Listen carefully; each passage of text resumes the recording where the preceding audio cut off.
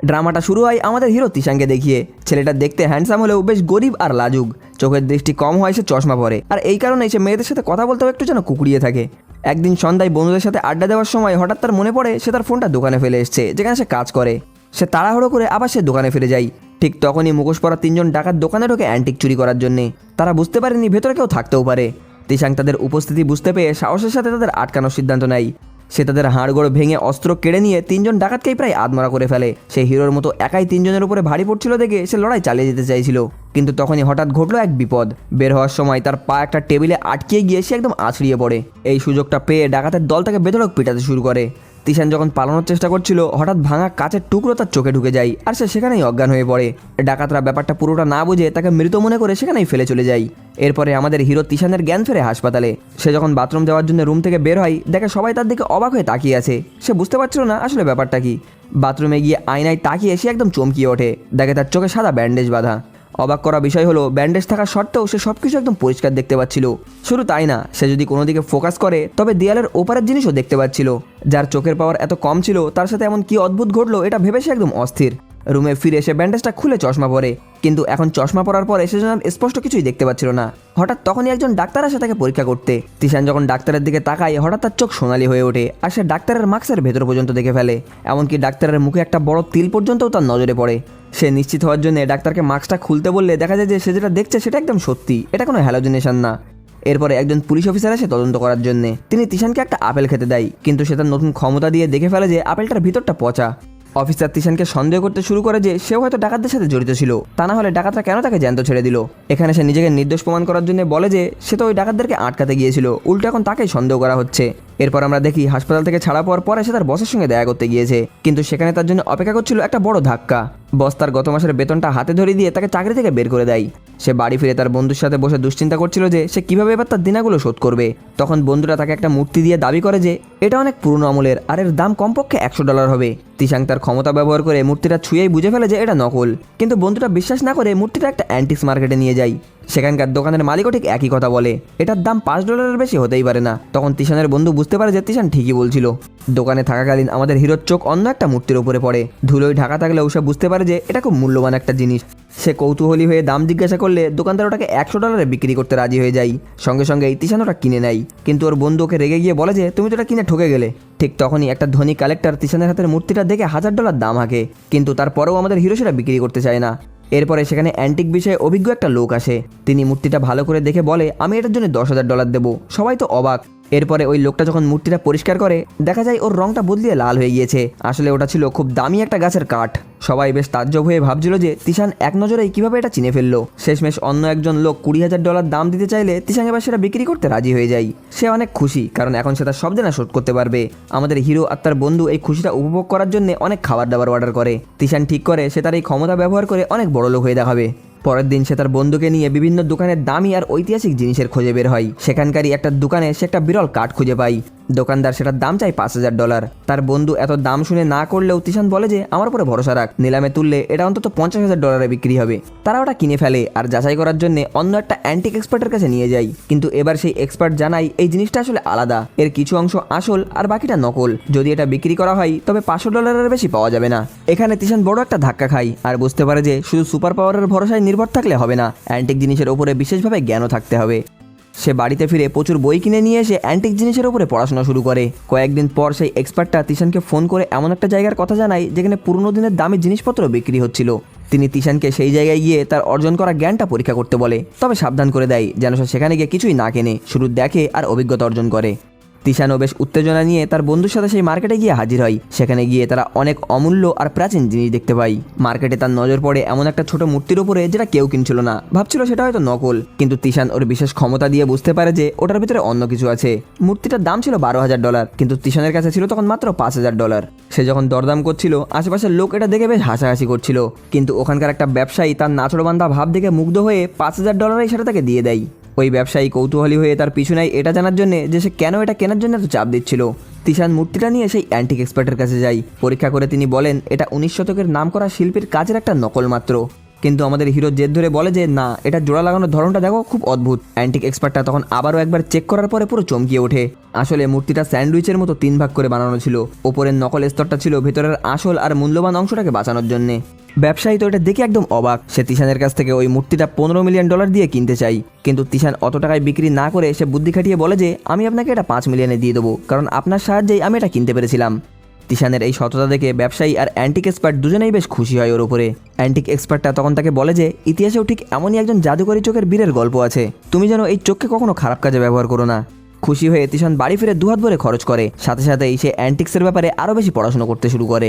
এর মধ্যেই তার একটা বন্ধুর বিয়ের দাওয়াত আসে তার কাছে।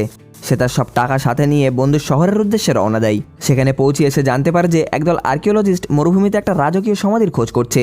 বিয়ের অনুষ্ঠানে যাওয়ার আগে সে ওই জায়গায় যাওয়ার সিদ্ধান্ত নেয়। মরুভূমিতে গিয়ে তার দেখা হয় একটা মহিলা সৈনিকের সাথে। সে এই জায়গাটাকে চোরেদের কাছ থেকে রক্ষা করছিল। মেয়েটা তিশানকে দেখে সন্দেহ করে তার উপরে কড়া নজর রাখতে শুরু করে। এদিকে তিশান মরুভূমিতে হাঁটতে হাঁটতে হঠাৎ খেয়াল করে যে ওখানকার বালুটা স্বাভাবিকের চেয়েও অনেক নরম, যেন মাটির নিচে হয়তো কিছু লুকিয়ে আছে। সে তার বিশেষ ক্ষমতা ব্যবহার করে দেখতে পায় যে সমাধিটা এখানেই লুকিয়ে আছে। সে সাথে সাথে আর্কিওলজিস্টদের খবর দেয়। তারা এসে দেখে তো একদম অবাক, কারণ 1 সপ্তাহ ধরে খুঁজেও তারা যা পায়নি তিশান সেটা নিমেষের ভিতরেই খুঁজে বের করে দিয়েছে।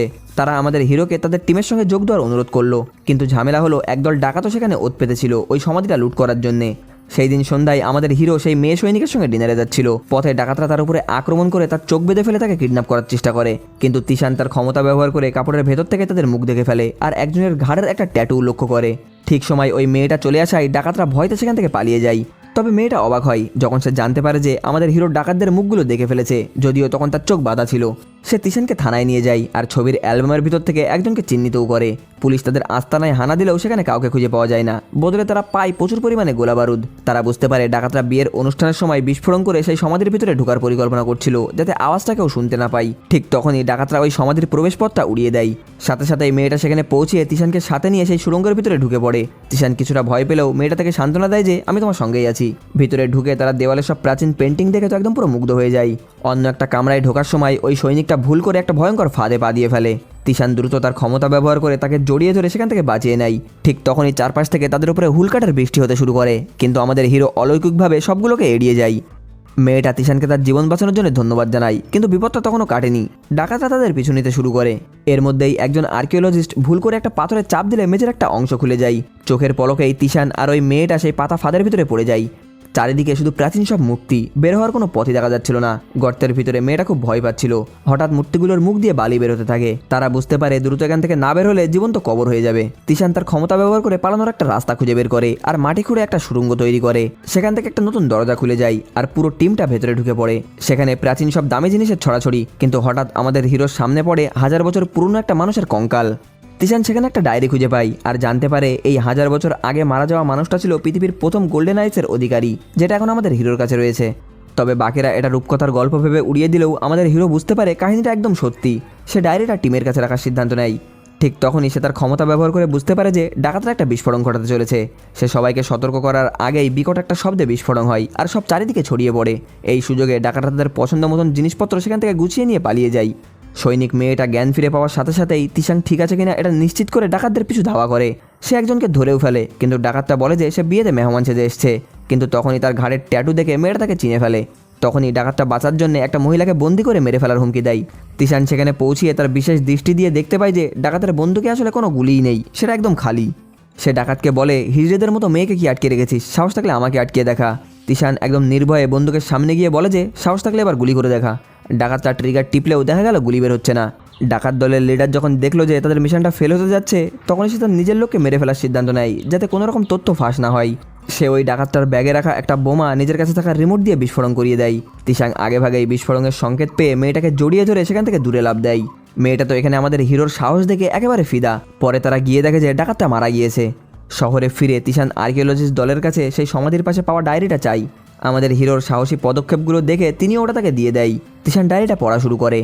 দেখা যায় সেখানে ওই চোখের শক্তি ব্যবহার করার কিছু কৌশল লেখা ছিল, যেগুলো সে একা একা প্র্যাকটিস করতে শুরু করে। এখানে আমরা তার ক্ষমতার আরও বেশ কিছু নমুনা দেখতে পাই। সে যে কোনো চলমান জিনিসকে থামিয়ে বা ফ্রিজ করে দিয়ে সেটাকে পরীক্ষা করতে পারবে। খুশি মনে বাড়ি ফিরে এসে দেখে যে তার বন্ধু কান্নাকাটি করছে। বন্ধু জানালো সে বাজারে একটা দামি জিনিস ভেঙে ফেলেছে, যার কারণে তার সব টাকা এখন লোকসান হয়ে গিয়েছে। তিশান তাকে শান্ত করে বলল টাকা তো আসবে আর যাবে, আমরা আরও টাকা কামাবো, তুই চিন্তা করিস না। এরপরে সে তার ক্ষমতা দিয়ে সেই ভেঙে যাওয়া ফুলদানিটা পরীক্ষা করে দেখে যে ওটা আসলে নকল ছিল। সে বুঝতে পারে এটার জন্য তো কান্নাকাটি করার কোনো মানেই হয় না। পরের দিন তিশান আর তার বন্ধু সেই জালিয়াতি দোকানদারের কাছে যায় বদলা নিতে। তিশান দোকানদারকে চ্যালেঞ্জ করে বলে যে সে 2 ঘন্টার মধ্যেই এই দোকান থেকে $2 মিলিয়ন মূল্যবান কোনো অ্যান্টিক জিনিস খুঁজে বের করবে, আর না পারলে তিশান নিজেই তাকে ওই পরিমাণ টাকা দেবে। দোকানদার হাসি মুখে রাজি হয়ে যায়, কারণ সে জানে তার দোকানে সবকিছুই নকল। এরপর আমাদের হিরো এক এক করে সবকিছু পরীক্ষা করতে থাকে আর সত্যিই বুঝতে পারে যে এই লোকটা কত বড় ঠকবাজ। কিন্তু ঠিক তখনই একজন ধনী লোক সেখানে ঢোকে। দোকানদার যখন তাকে চা দিচ্ছিল, তিশান খেয়াল করে যে ওই লোকটার হাতের যে চায়ের কাপটা সেটা সাধারণ কিছু না।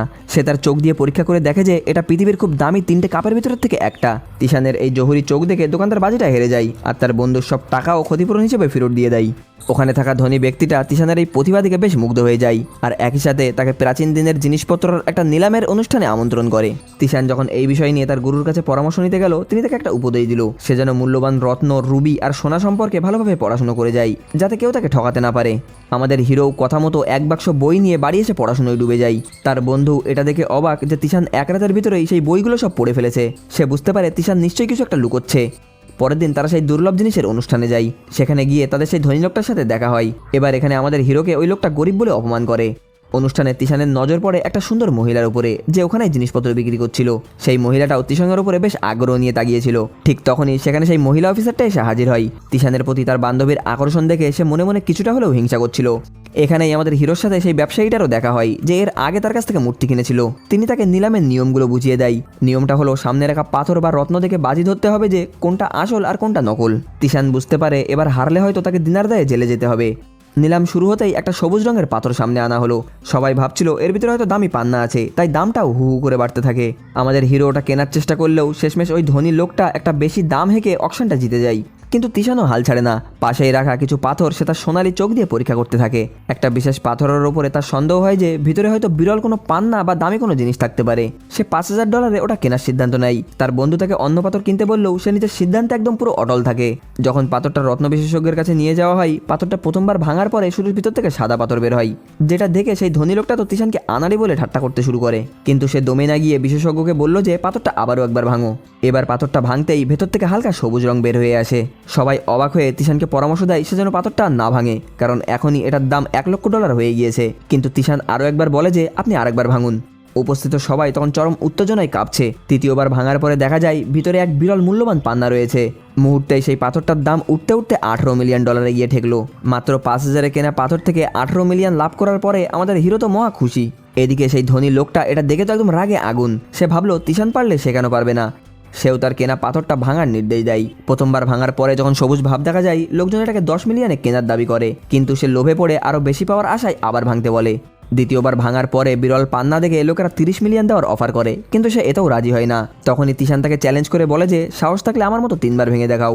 সবাই যখন টেনশনে ঘামছে, তিশান তখন তার বিশেষ ক্ষমতা দিয়ে চেক করে দেখে যে ওই পাথরের ভিতরে আর কিছুই বাকি নেই। তৃতীয়বার ভাঙার পরে দেখা যায় যে ভেতরে স্রেফ মূল্যহীন একটা সাদা পাথর। এক মুহূর্তের ভিতরেই সেই অহংকারী ধনী লোকটার সব টাকা একদম জ্বলে গেল। সেই অপমান আর রাগে পড়ে সেই ধনী লোকটা সেখান থেকে চলে যায়। এরপরে তিশান আর তার বন্ধু ওই ব্যবসায়ী লোকটার সঙ্গে নিজের জয় সেলিব্রেশন করছিল। আমাদের হিরোর প্রতিভা দেখে সেই ব্যবসায়ী লোকটা তাকে কাছেই একটা চমৎকার বাড়ি উপহার দেয়। পরের দিন তারা সেই নতুন বাড়িতে গিয়ে ওঠে। বন্ধুটা নতুন বাড়ি পেয়ে আনন্দে একদম আত্মহারা। কিন্তু আমাদের হিরো এখানেই থেমে গেল না। সে জানে সামনে আরও বড় পরীক্ষা আসতে পারে, তাই সে আবারও তার বই আর পড়াশোনায় ডুবে যায়, যাতে নিজের ক্ষমতা সে আরও বেশি বাড়াতে পারে। সে ওই সমাধি থেকে পাওয়া ডায়েরিটা পড়ে জানতে পারলো যে 10,000 বছর আগে যার কাছে এই সোনালি চোখ ছিল, সে অডেল সম্পত্তির মালিক হলেও টাকা পয়সার নেশায় সে পাগল হয়ে গিয়েছিল। সেই সুপার ন্যাচারাল ক্ষমতার ভার সামলাতে না পেরে সে আস্তে আস্তে ধ্বংস হয়ে যায়। এটা জানার পরে আমাদের হিরো তো বেশ ভয় পেয়ে যায়। পরের দিন সে ওই ব্যবসায়ীর সাথে একটা সোনার দোকানে যায়। সেখানে আমাদের হিরো তার ক্ষমতা দিয়ে 10,000 বছর পুরনো একটা অদ্ভুত নেকলেস খুঁজে পায়। ব্যবসায়ী তো সেটাকে নিজের গুড লাক মনে করে সঙ্গে সঙ্গেই কিনে নেয়। কিন্তু সেই রাতেই ব্যবসায়ীর বাড়িতে অলৌকিক কাণ্ড করতে শুরু করে। হঠাৎ আলো নিভে যায় আর পর্দার আড়াল থেকে একটা রহস্যময় ছায়া দেখে তিনি তো একদম চিৎকার করে ওঠে। তিশান সেখানে পৌঁছে তাকে শান্ত করে। লোকটা জানায় নেকলেসটা হয়তো অভিশপ্ত, যে এটা রাখবে তার হয়তো বিপদ হতে পারে। তারা ঠিক করে নেকলেসটা যার কাছ থেকে কিনেছিল তার কাছে গিয়ে ফিরিয়ে দিয়ে আসবে। কিন্তু দোকানদার লোকটা জানায় যে সে এখন এটার পুরো টাকা দিতে পারবে না, মাত্র অর্ধেক টাকা দেবে। এখানে তিশানের সন্দেহ হয় যে কেউ ইচ্ছা করে বিদ্যুৎ নিভিয়ে দিয়ে ব্যবসায়ীকে ভয় দেখিয়েছে। পরে একজন লোক সেখানে এসে ফাঁস করে দেয় যে ওই দোকানদার এমনভাবেই 50 জনের বেশি মানুষকে ঠকিয়েছে। সে ভুতুড়ে কাণ্ড দেখিয়ে মানুষকে ভয় দেখায়, যাতে করে লোকেরা ইচ্ছা করেই তার জিনিস কেনার পরে সস্তায় তার কাছে ফেরত দিয়ে যায়। রেগে মেগে ব্যবসায়ী তো ওই জালিয়াতি করার দোকানদারের বিরুদ্ধে মামলা করার হুমকি দিয়ে দেয়। সেই রাতে বাড়ি ফেরার পথে তিশান বুঝতে পারে যে কেউ তার পিছু করছে। হঠাৎ একটা মুখোশ পরা লোক তার উপরে হামলা করে। তিশান নিজের ক্ষমতা ব্যবহার করে বুঝতে পারলো যে সেই লোকটা আসলে ওই নিলামের একজন গার্ড। সে আরও জানতে পারে যাকে সে নিলামে হারিয়েছিল সেই ধনী লোকটাই আসলে তাকে মারার জন্য একে পাঠিয়েছে। তবে এই গার্ডটা তাকে মারতে চায় না। সে তাকে সতর্ক করে বলে দেয় যে কয়েকদিন সাবধান থাকিস, আর মার্কেটে যেন একদমই বেরোবি না, নাহলে তোর জীবন থেকে হাত ধুবি। পরের দিন তিশান না গিয়ে তিশানের বন্ধু সেই ব্যবসায়ীর সঙ্গে দেখা করতে যায়। তিশান না থাকলেও তারা দুজন মিলে একটা দামি পাথর কেনে, আর পান্না পাওয়ার আশায় সেটাকে দুবার ভেঙেও কোনো রং পায় না। নিরুপায় হয়ে তারা তিশানকে ফোন করে সাহায্যের জন্য ডাকে। সে নিজের চেহারা লুকিয়ে সেখানে পৌঁছয়, আর তার বিশেষ দৃষ্টি দিয়ে বুঝতে পারে যে এই পাথরটার রং তাপ না দিলে বের হবে না। সে তাদেরকে শেখায় কিভাবে তাপ দিয়ে পাথরটা ভাঙতে হবে। তার কথা মতোই তাপে পাথরটা গরম করতেই ভেতর থেকে সবুজ রং বেরিয়ে আসে। ওর বন্ধু আর ওই ব্যবসায়ীটা তো মহা খুশি, যাক বাবা অন্তত টাকাটা তো জলে যায়নি। এরপর তারা তিনজন মিলে অন্য একটা মার্কেটে যায়। তিশান সেখানে ঘুরতে ঘুরতে একটা বিরল পাথর খুঁজে পায়, যেটা দেখে সে তার ব্যাপারে কিছু খুঁটিনাটি নোট লিখে রাখে। কিন্তু সিসিটিভি ক্যামেরায় সেই শয়তান ধনী লোকটা তিশানকে দেখে ফেলে আর সন্দেহ করে যে এ হয়তো কোনো সাধারণ মানুষ না। সে তার গার্ডকে পাঠিয়ে দেয় তিশানের সেই হাতের নোটবুকটা ছিনিয়ে আনতে। সে যখন হোটেলে ফিরছিল গার্ডটা তাকে ঘিরে ধরে। ঠিক তখনই সেই মহিলা অফিসারটা সেখানে এসে হাজির হয় আর গার্ডটার সাথে একটা ফাটাফাটি লড়াই শুরু করে। তিশান সাহায্য করতে গিয়ে উল্টে মার খেয়ে সেখানে জ্ঞান হারিয়ে ফেলে। মেয়েটার ক্ষমতা দেখে সেই গার্ডটা ওখান থেকে পালিয়ে যায়। এরপর সে তিশানকে পাজাকলা করে তার রুমে নিয়ে গিয়ে তার বিছানায় শুইয়ে দেয়। মেয়েটা যখন তার দিকে এক দৃষ্টিতে তাকিয়েছিল, বোঝা যাচ্ছিল যে মেয়েটা মনে মনে তাকে খুব পছন্দ করে ফেলেছে। হঠাৎ ছেলেটা বিছানা থেকে পড়ে যাচ্ছিল দেখে সে তাকে ধরতে যায়, আর অমনি দুজনে একসাথেই মেঝেতে পড়ে যায়। ঠিক সেই মুহূর্তে তিশানের বন্ধু রুমে ঢুকে দৃশ্যটা দেখে ফেলে আর ভুল বোঝে, কিন্তু সে কোনো কথা না বলে সেখান থেকে বেরিয়ে যায়। পরের দিন ঘুম থেকে ওঠার পরে তিশানের কিছুই মনে পড়ছিল না। তার বন্ধু সব বুঝিয়ে বললে সে কৃতজ্ঞতা জানাতে ওই মেয়েটা আর তার বন্ধুকে খাওয়ার জন্য দাওয়াত দেয়। সেখানে ওই মেয়ে অফিসারটা জানায় যে গার্ডটা তার উপরে কাল আক্রমণ করেছিল সে আসলে খুব ভালো আর একটা স্পেশাল ফোর্সের অফিসার ছিল, কিন্তু তার এক বন্ধু খুব অসুস্থ হয়ে পড়ায় তার চিকিৎসার টাকা জোগানোর জন্য সে সেনাবাহিনী ছেড়ে দেয় আর ওই বদমাইশ লোকটার খপ্পরে পড়ে যায়। আসলে ওই ধনী লোকটা গার্ডের এই অসহায়তার সুযোগ নিচ্ছে। মেয়েটা তাকে সাবধান করে দেয় যে ওই গার্ডটা কিন্তু এত সহজে থামবে না। পরের দিন গার্ডটা সুযোগ বুঝে তিশানের নোটবুকটা চুরি করে ফেলে, কিন্তু আমাদের হিরো আসলে সবকিছু আগে থেকেই জানতো। গার্ডটা যখন নোটবুকটা খুললো সে অবাক হয়ে দেখলো সেখানে তিশান একটা নোট লিখে রেখেছে। আমি তোমার বন্ধুর অসুস্থর কথাটা জানি, হোটেলের সামনে এসে আমার সাথে দেখা করো, আমি তোমাকে সাহায্য করতে পারি। এরপরে গার্ডটা যখন নোটবুকটা সেই ধনী লোকটার কাছে নিয়ে যায়, সেই লোকটা তাকে কোনো রকম টাকা দিতে রাজি হয় না। লোকটা বলে আমি তোমাকে তো ওই ছেলেটাকে মেরে ফেলতে বলেছিলাম, কিন্তু তুমি সেটা করোনি, তাই কোনো টাকা তুমি পাবা না। এরপরে বাধ্য হয়ে গার্ডটা হোটেলের সামনে আমাদের হিরোর সঙ্গে দেখা করতে আসে। তিশান এখানে তাকে ধন্যবাদ জানায়, কারণ ওই দিন সে তাকে মেরে ফেলেনি। উল্টে তিশান নিজেই গার্ডের বন্ধুর চিকিৎসার সব খরচ দেওয়ার প্রতিশ্রুতি দেয়। এখানে আমাদের হিরোর এমন আচরণ দেখে গার্ডটা নিজেও অবাক হয়ে যায়।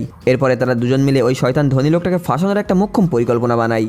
পরের দিন বড় একটা নিলামি হওয়ার কথা ছিল। তিশানের শরীরটাও খুব একটা ভালো ছিল না, তার চোখে প্রচন্ড ব্যথা করছিল। সে আসলে কিছুতেই বুঝতে পারছে না এই ব্যথার আসল রহস্যটা কি, তবুও সে ঝুঁকি নিয়ে সেখানে যায়। তার বন্ধু আর সেই গার্ডটা তাদের পরিকল্পনা মতোই কাজ শুরু করে।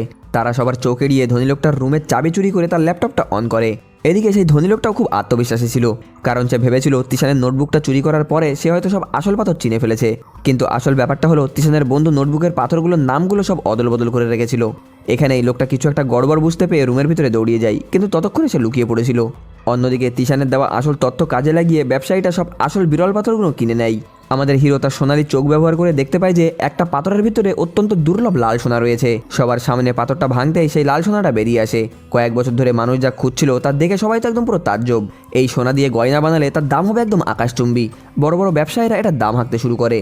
ধনী লোকটা $70 মিলিয়ন দিতে চাইলেও তিশানের দল তাকে মানা করে দিয়ে একটা নাম করা জুয়েলারি শপের মালকিনের কাছে $80 মিলিয়ন সেটা বিক্রি করে দেয়। ঠিক তখনই সেই মহিলা পুলিশ অফিসারটা এসে জালিয়াতির অভিযোগে বদমাইশ ধনী লোকটাকে গ্রেফতার করে। তিশান আগেই পুলিশকে সব রকম তথ্য দিয়ে রেখেছিল তাকে গ্রেফতার করার জন্য।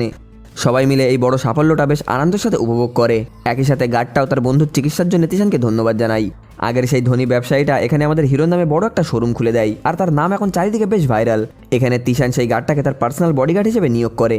এর মধ্যেই সেই জুয়েলারি শপের মালকিন তিশানকে দেখা করতে ডাকে। তারা সবাই মিলে নিজের গাড়িতে করে এক জায়গায় ঘুরতে বের হয়। স্পষ্ট বোঝা যাচ্ছিল সেই মেয়েটা আমাদের হিরোর প্রেমে পড়ে গিয়েছে, কিন্তু মাঝপথেই তারা এক ভয়াবহ বিপদে পড়ে। হঠাৎ দেখা যায় গাড়ির ব্রেকটা কাজ করছে না। উল্টো সাইড থেকে একটা বিশাল ট্রাকও খুব দ্রুত গতিতে তাদের দিকে এগিয়ে আসছিল।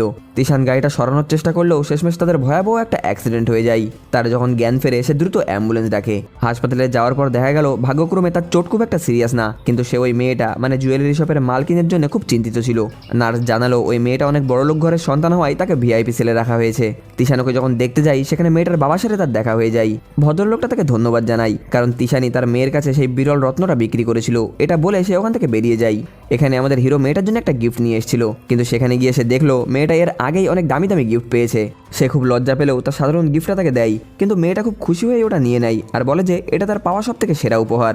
কথাটা শুনে তিশান তো মহা খুশি, আর এখানেই বোঝা যাচ্ছিল যে তারা একে অপরকে পছন্দ করতে শুরু করেছে। হাসপাতাল থেকে দোকানে ফেরার পর তার বডিগার্ড তাকে সাবধান করে দেয় যে ওই ধনী লোকটা কিন্তু মোটেও ভালো মানুষ না, ও তোমাকে মারার আবার ছক কষবে।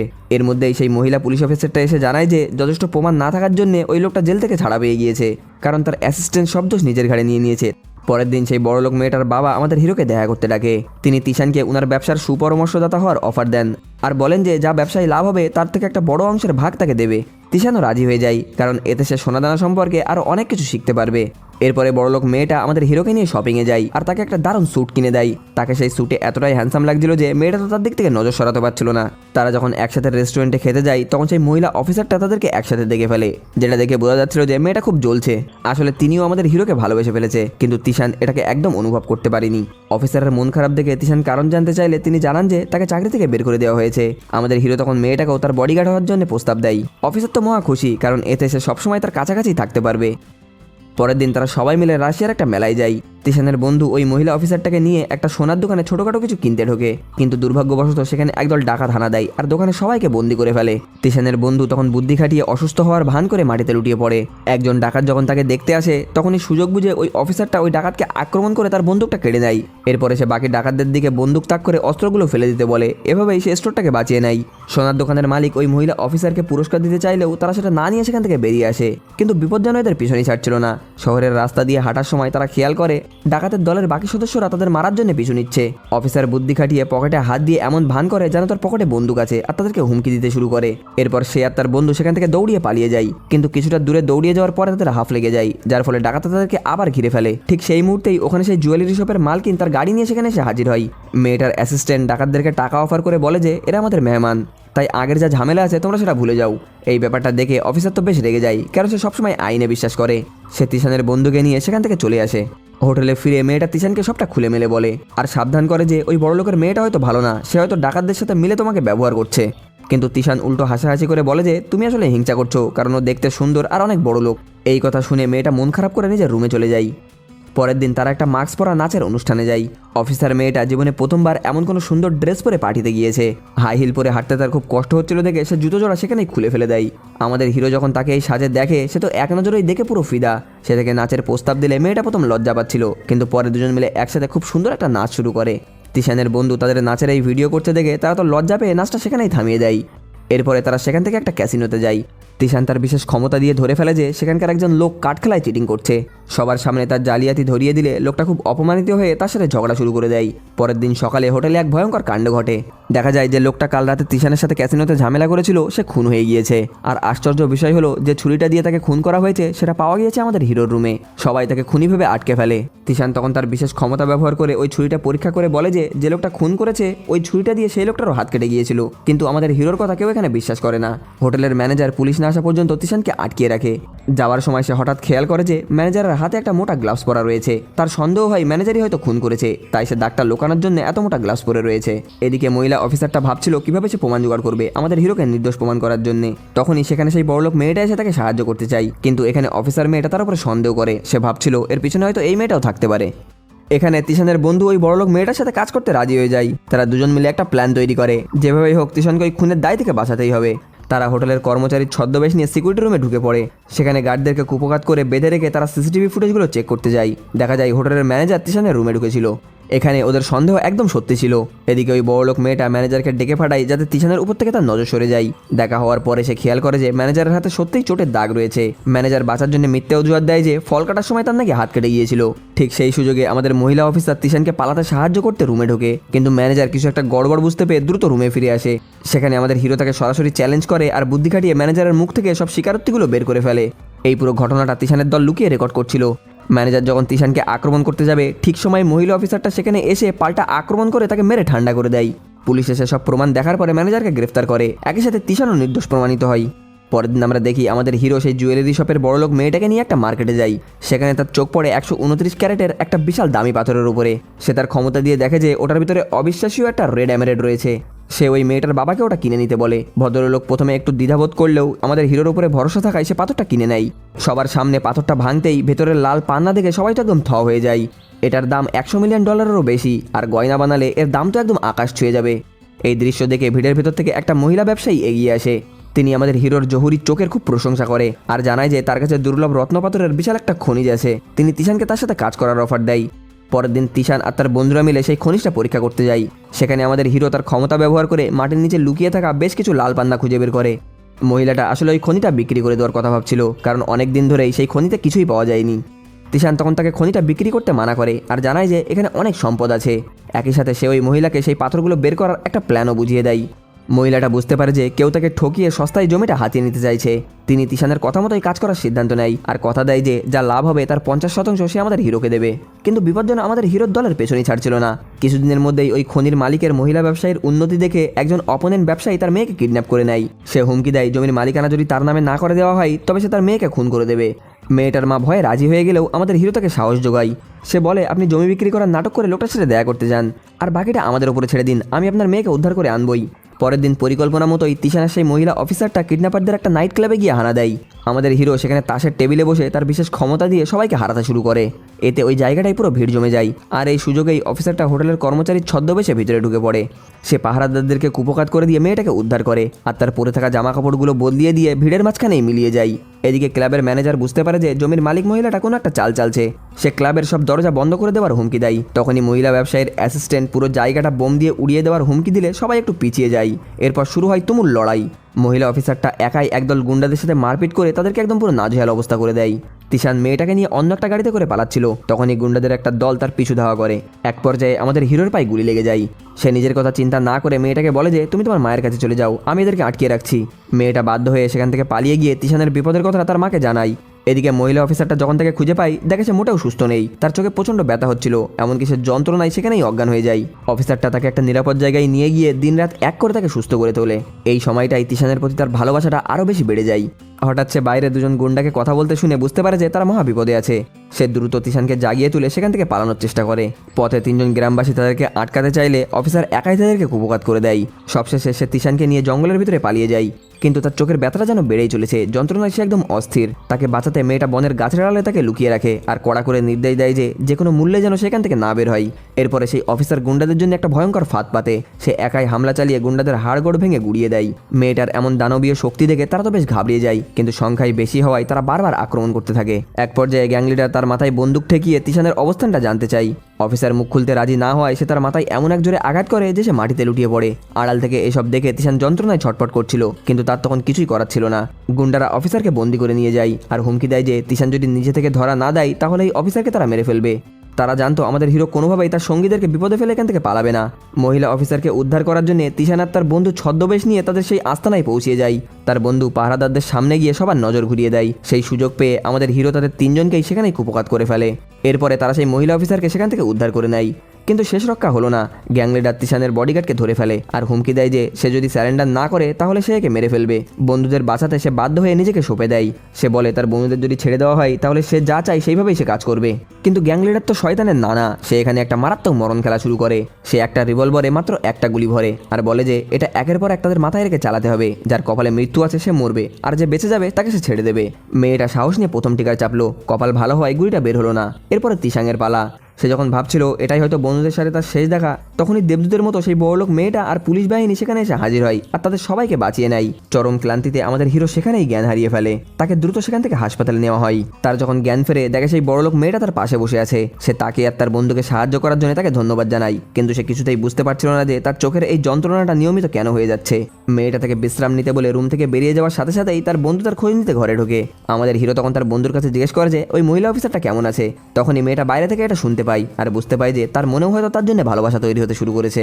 তাড়াহুড়ো করে সে নিজের রুমে গিয়ে অপেক্ষা করতে থাকে কখন তিশান তার সাথে দেখা করতে আসবে। আমাদের হিরো যখন তার রুমে ঢুকছিল তখন তার বারবার মনে পড়ে যাচ্ছিল কিভাবে এই মেয়েটা নিজের জীবন বাজি রেখে তাকে বারবার বাঁচিয়েছে। সে কৃতজ্ঞতা প্রকাশ করলে মেয়েটাও তাকে ধন্যবাদ জানায় তাকে সেখানে একলা ফেলে না আসার জন্যে। এর কিছুদিন পর তিশান সুস্থ হয়ে আবার কাজে ফেরে। সেই বড়লোক মেয়েটাও সেখানে হাজির হয় তার শরীরের খবর নিতে। মার্কেটে হাঁটার সময় সে একটা কাঠের মূর্তির ভিতরে অদ্ভুত কিছু একটা অনুভব করে সেটা কিনে নেয়। বড়লোক মেয়েটা তো অবাক হয়ে যায় তিশান কেন একটা এমন তুচ্ছ জিনিস কিনলো। কিন্তু বাড়ি ফিরে সে যখন মূর্তিটা ভাঙলো তখন ভেতর থেকে বের হলো একটা পুরনো মানচিত্র। সে তার বডিগার্ডকে মানচিত্রটা দেখিয়ে বলে যে এটা দ্বিতীয় বিশ্বযুদ্ধের সময়কারের জাপানিজদের সেনার মানচিত্র। যুদ্ধের সময় তারা প্রচুর সোনাদানা আর ধন সম্পত্তি লুকিয়ে রেখেছিল, যার হদিশ কেউ জানতো না। এই ম্যাপে সেই গুপ্তধনের জায়গার হদিশই দেওয়া রয়েছে। তবে সে এটাও সাবধান করে দেয় যে ওই গুপ্তধনের পথটা কিন্তু মোটেও সহজ হবে না। আমাদের হিরো সেই গুপ্তধনটা খুঁজতে যাওয়ার সিদ্ধান্ত নিলে তার বন্ধুরাও এতে সমর্থন দেয়। তবে তাদের হেডগার্ড, যিনি আগে স্পেশাল ফোর্সে ছিলেন, তিনি বলেন যে এই রাস্তায় আসা বিপদগুলোর জন্য তার ট্রেনিং নেওয়া আছে, তাই যেন সবাই তার পিছনেই থাকে। পরিকল্পনা করে নেওয়ার পর তাদের যাত্রা শুরু হয়। বন জঙ্গল পেরোনোর পরে তারা একটা খোলা ময়দানে পৌঁছায়। সেখানে তিশান হঠাৎ অনুভব করে যে তার পায়ের নিচেই কিছু একটা পড়েছে। সে তার ক্ষমতা দিয়ে দেখে যে সে একটা ল্যান্ডমাইনের উপরে পা দিয়ে ফেলেছে। হেড গার্ড চিৎকার করে বলে ওঠে, একদম নড়বা না, পা সরালেই বিস্ফোরণ হবে। তিনি তিশানের ওজন সমান ভারী কিছু একটা খুঁজতে বলে, যাতে সেটা তার উপরে রেখে তিশানকে সরিয়ে নেওয়া যায়। ঠিক সেই মুহূর্তে সবাইকে অবাক করিয়ে দিয়ে সেই মহিলা অফিসারটা নিজের জীবন বাজি রেখে সেই মাইন্ডের উপরে পা দিয়ে দাঁড়ায়। আমাদের হিরো অবাক হয়ে জিজ্ঞাসা করে, তুমি এটা কেন করলে? মেয়েটা এখানে কাঁদতে কাঁদতে নিজের মনের কথাটা বলে দেয়, কারণ আমি তোমাকে ভালোবাসি, এখন তুমি প্লিজ এখান থেকে পালাও, না হলে মাইন্ড ফাটলে তুমিও মারা যাবা। তিশান তাকে ছেড়ে যেতে রাজি না হলেও হেডগার্ডটা তাকে সেখান থেকে জোর করে সরিয়ে দেয় আর বলে যে আমি একে বাঁচানোর সব চেষ্টা করব, তুমি এখান থেকে যাও। বন্ধুরা তাকে টেনে দূরে সরিয়ে নিয়ে যায় আর অফিসার মেয়েটা এখানে নিজের মৃত্যু অনিবার্য ভেবে সেখানেই কাঁদতে থাকে।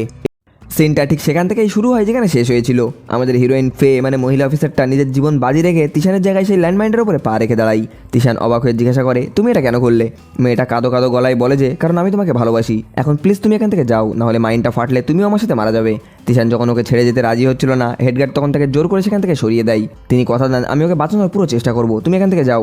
বন্ধুরা দৃশ্যটা সত্যিই ব্যাপক ইমোশনাল ছিল, কিন্তু তিশান সাপ জানিয়ে দেয় যে এখান থেকে গেলে সবাই একসাথেই যাব। সে আমাদের হিরোইন ফেকে কোনোভাবেই সেখানে একা ফেলে যেতে রাজি হয় না। এরপরে কমান্ডার ফেকে বাঁচানোর আপ্রাণ চেষ্টা করতে শুরু করে আর এখানেই এপিসোডটা শেষ হয়ে যায়। নতুন এপিসোড শুরু হতেই দেখা যায় যে কমান্ডার ফেকে বাঁচিয়ে নিয়েছে, কিন্তু কিভাবে বাঁচানো হয়েছে সেটা আমাদেরকে দেখানো হয় না। শুরু দেখানো হয় তিশানের বন্ধুর হাতে সেই ল্যান্ডমাইনটা রয়েছে। বিপদমুক্ত হওয়ার পরে ফে যখন শুনলো তারা গুপ্তধনের এক্স্যাক্ট লোকেশনটা পেয়ে গিয়েছে, সে তো খুশিতে আত্মহারা। এরপর তারা যাত্রা শুরু করে। কিছুক্ষণ পর গুপ্তধনের পথে কমান্ডার একটা চেকপোস্ট দেখতে পাই।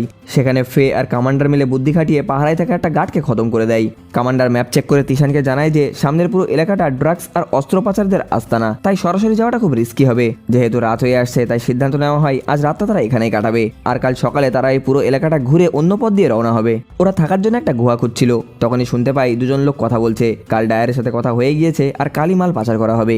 ডায়ার নামটা কানে যেতেই কমান্ডার মাথা গরম করে ওই দুজনকে আচ্ছা করে ধোলাই দিয়ে দেয়। বাকিরাও তাকে মারতে সাহায্য করে। সেখান থেকেই জানা যায় যে ডায়ার ওই সিক্রেট বেসমেন্টেই থাকে। কমান্ডার তখন সবাইকে সবকিছু খুলে বলে এই ডায়ার আসলে একজন বড় ড্রাগস মাফিয়া। 6 বছর আগে যখন সে আর তার ভাই এখানে ব্যবসা করতে এসেছিল তখন তারা ডায়ারের পাল্লায় পড়েছিল। তাকে বাঁচাতে গিয়ে তার ভাই ধরা পড়ে যায় আর কয়েকদিন পর ওই শয়তানটা তার ভাইকে টুকরো টুকরো করে কেটে ফেলেছিল। সেখান থেকে এই কমান্ডারের রক্ত টকবক করে ফুটছে তার থেকে প্রতিশোধ নেওয়ার জন্য। সে ঠিক করে নিয়েছে ওই শয়তানটাকে সে জ্যান্ত ছাড়বে না। পরের দিন সকালে ঘুম থেকে উঠে সবাই দেখে যে কমান্ডার কাউকে কিছু না বলে একলাই ডায়ারের আস্তানায় তাকে মারতে চলে গিয়েছে। সে সরাসরি ডায়ারের ঘরে ঢুকে পড়ে ওকে মারার জন্য, কিন্তু ওই মাফিয়ার শক্তির কাছে সে পেরে ওঠে না আর ধরা পড়ে যায়। এদিকে কমান্ডারের জন্য বাকি তিনজনও খুব দুশ্চিন্তায় পড়ে যায়। তখনই গুন্ডা দুটোকে দেখে তিশানের মাথায় একটা বুদ্ধি খেলে। সে নিজের গেটআপ বদলিয়ে ওই গুন্ডা দুটোর গেটআপ নিয়ে সেই ডায়ারের আস্তানায় পৌঁছে যায়। সেখানে গিয়ে দেখা যায় ডায়ারের আদেশে কমান্ডারকে চাবুক দিয়ে খুব বাজেভাবে পেটানো হচ্ছে। তিশান নিজের অভিনয় দিয়ে ডায়ারকে বিশ্বাস করায় যে সে শুধু এখানে ড্রাগস নিতে এসছে। শয়তানটাও তার কথা বিশ্বাস করে নাই। তখনও সবার সামনে ওই গুন্ডাটা কমান্ডারকে পিটিয়েই যাচ্ছিল, যেটা দেখে ওদের তিনজনের তো রাগ একদম চুলে উঠে যাচ্ছিল, কিন্তু ওদের কিছু করার ছিল না, কারণ ধরা পড়ে গেলে সব পরিকল্পনা ভেস্তে যাবে। এরপরে ডায়ার তার বিশ্বাসযোগ্য ডান হাত লু জিয়ংয়ের সাথে ওই তিনজনকে পাঠিয়ে দেয়। কিন্তু বন্ধুরা লু জিয়ং মোটেও ডায়ারের মতো না। সে ওদেরকে নিয়ে গিয়ে কয়েকবার জেরা করার পরে ঠিক বুঝে ফেলে যে এরা আসলে নাটক করছে। তখন তিশান নিজের বুদ্ধি খাটিয়ে তাকে গুপ্তধনের ম্যাপটা দেয় আর বলে যে এর বিনিময়ে আমাদের একদিনের সময় লাগবে।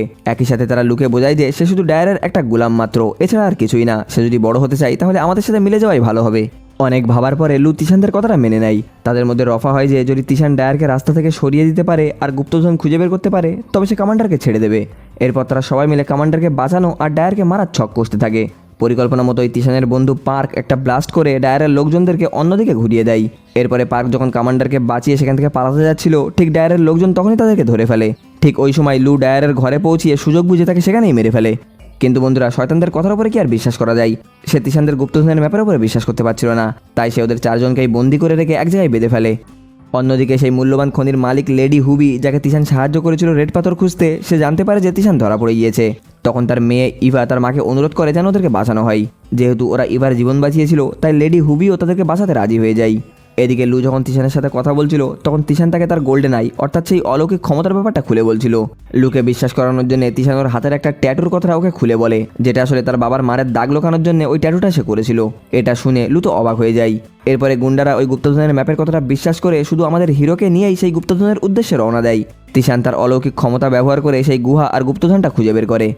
এদিকে লু তার সবচেয়ে বিশ্বাসী লোকের পাহারায় ওই 3 জনকে রেখে গিয়েছিল। তখন ফে একটু বুদ্ধি খাটিয়ে ওই লোকটাকে লুয়ের বিরুদ্ধে উস্কানি দিতে শুরু করে। সে বলে লু সব গুপ্তধন নিয়ে একাই চম্পট দেবে, তোমরা কিছুই পাবে না। কথাটা শুনে লোকটা খোঁজ নিতে গিয়ে জানতে পারে যে লু সত্যিই গুপ্তধনটা পেয়ে গিয়েছে। ব্যাস শুরু হয়ে যায় নিজেদের ভিতরে মারামারি। সত্যিই বন্ধুরা, শয়তানরা সবসময় টাকার লোভে থাকে। এদেরকে একজনকে অন্যজনের বিরুদ্ধে উস্কানি দেওয়াটা কোনো একটা বড় কথা না। এই সুযোগেই ওই তিনজনও সেখান থেকে বেরিয়ে পড়ে। ওদিকে গোয়ার ভিতরে তিশান তার গোল্ডেন আই দিয়ে একটা প্রাচীন লিপি খুঁজে পাই, যেটা সেই শয়তান লু তার হাত থেকে কেড়ে নেয়। এরপরে ওরা বাইরে আসতেই দুপক্ষের মধ্যে তুমুল লড়াই শুরু হয়ে যায়।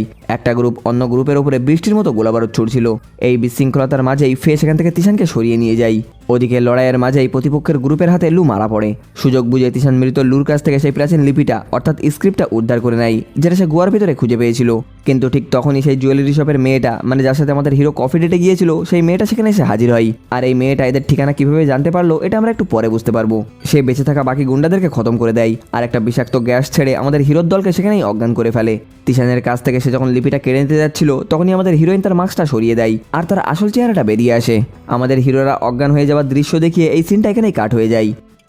পরের সিনে দেখা যায় সেই খনির মালকিন লেডি হুবি তিশান আর বাকিদেরকে মায়ানমার থেকে চীনে পাঠিয়ে দিয়েছে। সেখানে পার্ক তিশানকে জানায় যে আমাদের লিপিটা কেউ একজন চুরি করে নিয়েছে। কিন্তু আমাদের হিরো খুব ভালোভাবেই জানে যে মেয়েটাকে সে মনে মনে ভালোবাসতো, সেই তার পিঠে ছুরি মেরে সেই লিপিটা চুরি করে নিয়ে গিয়েছে। তিশান তখনও ইউবিমের কথাই ভাবছিল। সে বুঝতে পারে শুরু থেকেই এই মেয়েটা থেকে ব্যবহার করে এসছে।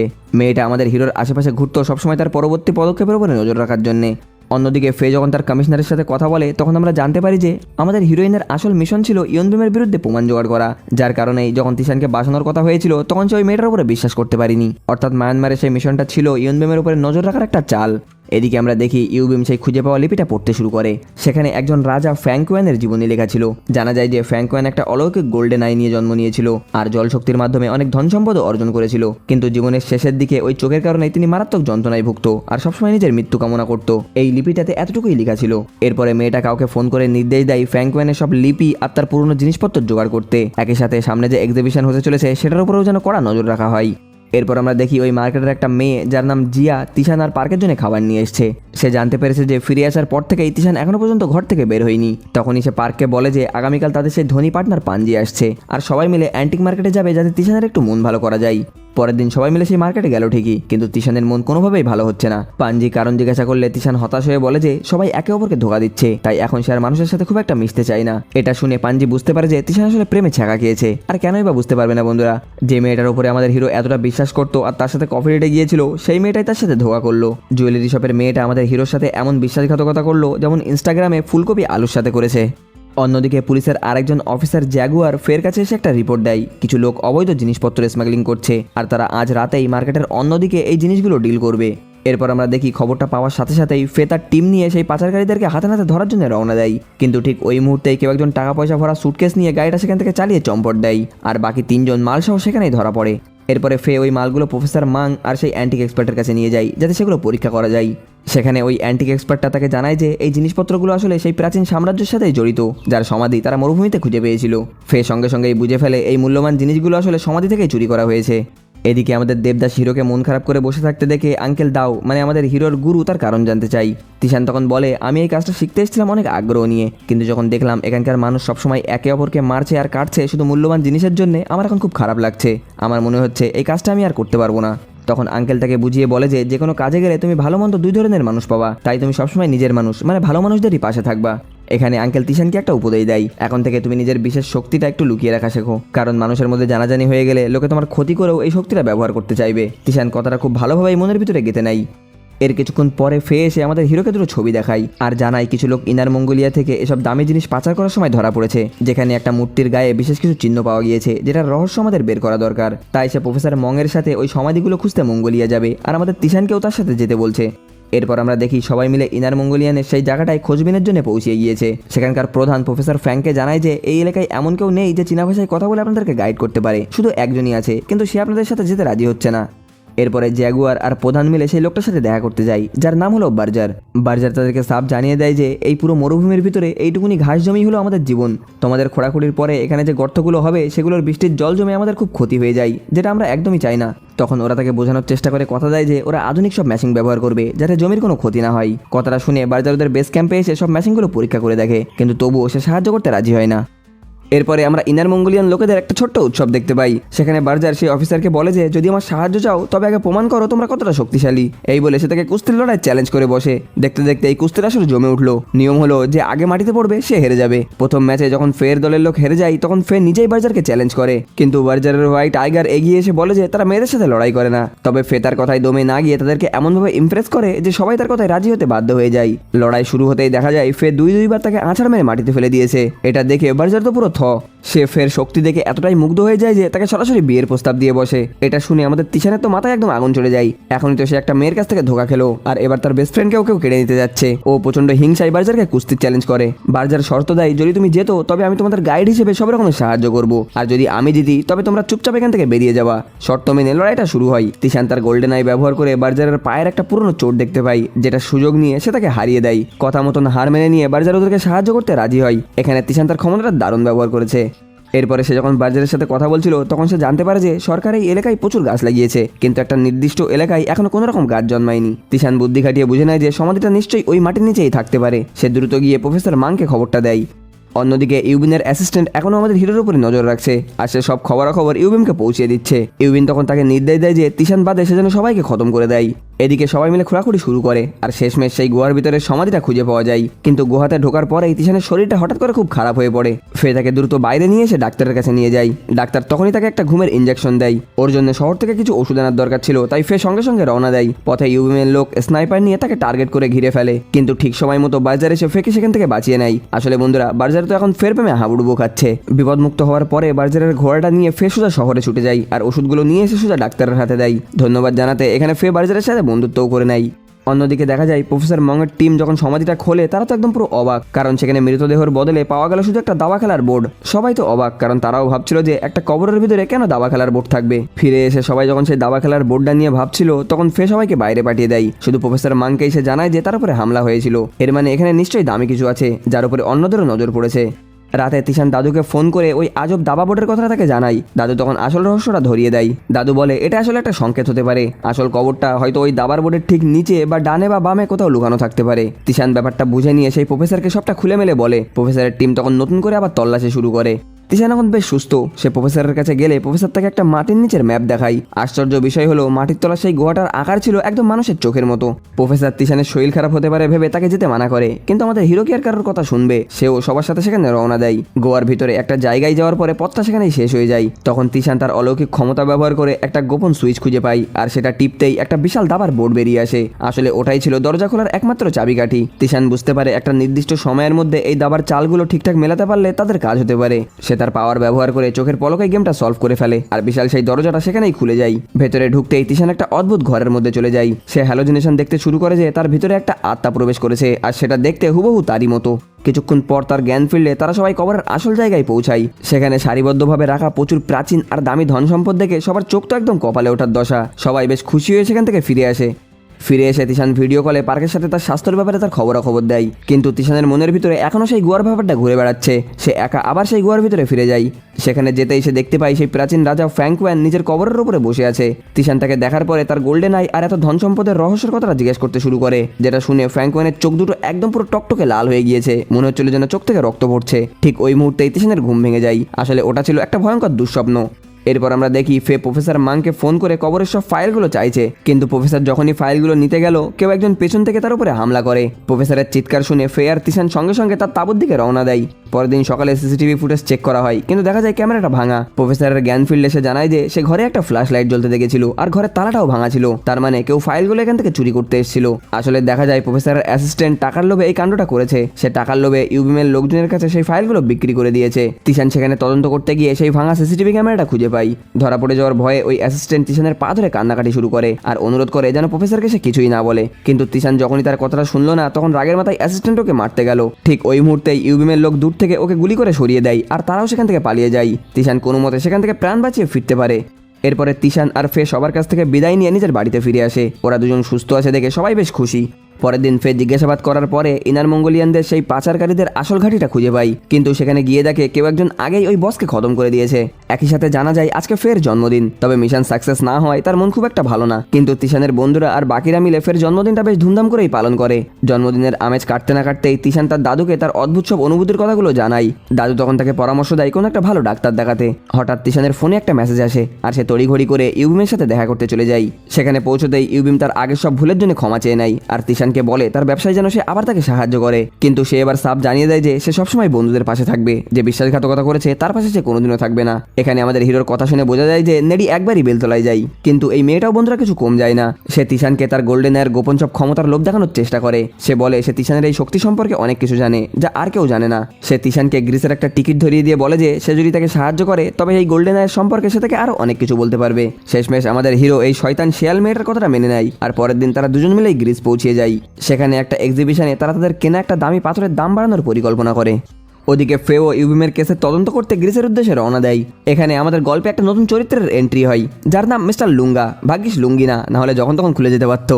মিস্টার লুঙ্গা এখানে আমাদের হিরোর গ্রিস আসার খবর পাওয়ার পর থেকেই সে তার উপরে নজর রাখতে শুরু করেছে। অন্যদিকে ফে গ্রিসে পৌঁছানোর পরে দাদু আর তিশানের ভাইয়ের সাথে দেখা করে তিশানের খোঁজ নেয়। তখনই সে জানতে পারে যে তিশান আসলে এখানে ইয়নবিমের সাথে এসছে। এদিকে সেই এক্সিবিশনে দেখা যায় তিশান একটা পাথরের দাম 6 মিলিয়ন থেকে বাড়িয়ে $16 মিলিয়ন করে নিয়েছে, আর যেটা একজন কিনেও নিয়েছে। এতে ইউবিমের বেশ লাভই হয়। কিন্তু আসল সত্যিটা হলো যখন ইউবিম তার বাবাকে ফোন করে তখন আমরা জানতে পারি আঙ্কেল কিম আসলে তিশানকে ব্যবহার করছে, যে তার ব্যবসার জন্য খুঁটি হিসেবে তাকে ব্যবহার করতে পারে। ঠিক তখনই মিস্টার লুঙ্গা এসে তিশানের সাথে পরিচিত হয় আর রহস্য করে বলে যে তোমার সাথে আমার সম্পর্ক অনেক পুরনো আর আশা করছি সামনে আমাদের আবার দেখা হবে। পরে জানা যায় মিস্টার লুঙ্গার বাবা আর তিশানের দাদু খুব ভালো বন্ধু ছিলেন। এমনকি জানা যায় সমাধি খোঁজে যাওয়ার সময় দাদুর বদলে মিস্টার লুঙ্গারই যাওয়ার কথা ছিল। এদিকে ইউবিন তিশানকে পার্টিতে আরও কিছু লোকের সাথে কথা বলতে বলে, কিন্তু সে সেখান থেকে এড়িয়ে গিয়ে ফেকে মেসেজ করে তাকে দেখা করতে বলে। ফে যখন তিশানের কথা মতন হোটেল রুমে পৌঁছয় সে অবাক হয়ে দেখে তিশান তার জন্মদিনের জন্য সারপ্রাইজ পার্টির আয়োজন করেছে। গতরাতে ইউবিমের সাথে যাওয়ায় সে ফেকে সময় দিতে পারেনি, তাই এই আয়োজনটা সে আজকে করেছে। দুজন মিলে সেখানে খুব আনন্দ করে জন্মদিনটা উদযাপন করে। পরের দিন সকালে ইউবিম তিশানকে সেই প্রাচীন লিপিটার দ্বিতীয় অংশটা দেয়।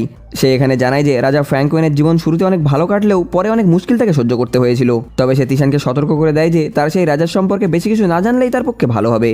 এরপরে আঙ্কেল কিন আর ইউবিমের কথা শুনে বোঝা যায় যে তারা এখন তিশানের উপরে কড়া নজর রাখতে শুরু করেছে। তিশান যখন লিপিটা নিয়ে পড়াশোনা করার চেষ্টা করছিল তখনই দাদুর ফোন আসে।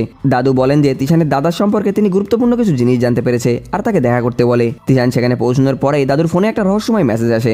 দাদু সেখানে তিশানকে কিছুক্ষণ অপেক্ষা করতে বলে ভেতরে যায়, কিন্তু দেখা যায় যে পরেক্ষণই দাদু মারা গিয়েছে। কেউ একজন তাকে নির্মমভাবে খুন করে সেখানেই ফেলে রেখে গিয়েছে। এটা জানার পরে আমাদের হিরো সেখানে শোকে পাথর হয়ে যায়। পাগলের মতো দাদুর ফোন আর বাকি জিনিসপত্র চেক করতে শুরু করে যে আসল খুনিটা কে হতে পারে। দেখা গেল মিস্টার লুঙ্গারি দাদুর সাথে শেষ এসএমএস হয়েছিল আর সেই তাকে দেখা করতে ডেকেছিল। এরপরে ফে তিশানকে মনে করিয়ে দেয় যে যখন তার দোকানে চুরি হয়েছিল তখন মিস্টার নুঙ্গা নামের একটা লোকের লকেট পাওয়া গিয়েছিল। এখন প্রশ্নটা হলো নুঙ্গা কেন বারবার এমন করছে। দাদুর মৃত্যুর পর থেকেই তার নাতি মানে তিশানের ভাই কান্নায় ভেঙে পড়ে। তিশান তাকে সান্ত্বনা দিয়ে কথা দেয় যে সে তার দাদুর খুনিকে যে কোনোভাবেই খুঁজে বের করবে। অন্যদিকে দাদুর মৃত্যুর খবরটা যখন ইউবিম শোনে সে তার অ্যাসিস্ট্যান্টকে নির্দেশ দেয় তিশানের উপরে কড়া নজর রাখতে আর সাথে তার দাদুর খুনিকেও খুঁজে বের করতে। এদিকে আমরা দেখি তিশান তার ভাইকে বলছিল তার দাদু তার দাদার সম্পর্কে কিছু বলতে চেয়েছিল, যে তার দাদাও একবার সমাধির খোঁজে গিয়েছিল। এরপরে তিশানের ভাই তাকে একটা পুরনো চিঠি দেয়। সেই চিঠিতে তিশানের দাদা লিখেছিল যে খোঁড়াখুড়ির সময় তারা এমন কিছু প্রাচীন জিনিস পেয়েছিল যাতে চোখের আকৃতি আঁকানো ছিল। সেই অভিযানে একটা বিশাল বিস্ফোরণ ঘটেছিল আর তারপর থেকেই মিস্টার নুঙ্গার বাবার শরীরটাও খারাপ হতে শুরু করে। তিনি অদ্ভুত সব আচরণ করতে থাকেন, প্রচণ্ড মাথা ব্যথা শুরু হয় আর 5 ইন্দ্রিয়ও কাজ করা বন্ধ করে দেয়। একসময় তিনি পাগল হয়ে নিজের সঙ্গীদের উপরেই আক্রমণ করতে শুরু করেছিল। এখানে তিশানের সন্দেহ হয় হয়তো মিস্টার নুঙ্গার বাবাই তিশানের দাদাকে মেরে ফেলেছে আর দাদু এই সত্যিটা জেনে ফেলেছিল বলেই মিস্টার নুঙ্গা তাকে সরিয়ে দিয়েছে। সবচেয়ে ভয়ঙ্কর ব্যাপার হলো তিশান বুঝতে পারে মিস্টার নুঙ্গার বাবার সাথে যা যা ঘটছিল এখন ঠিক সেই সব জিনিসগুলোই তার সাথেও ঘটছে। মন খারাপ থাকায় তিশান সবার সাথে ডিনার করার সময় খুব ইমোশনাল হয়ে পড়ে আর সবাইকে ধন্যবাদ জানায় তার জীবনে তাকে সাপোর্ট করার জন্যে। সে কয়েক গ্লাস ওয়াইন খাওয়ার পরে নেশাগ্রস্ত হয়ে ঘরে গিয়ে শুয়ে পড়ে। পরের দিন তিশানের ডায়েরি আর সেই পুরনো লিপিটা পড়ে পার্ক সব বুঝে ফেলে।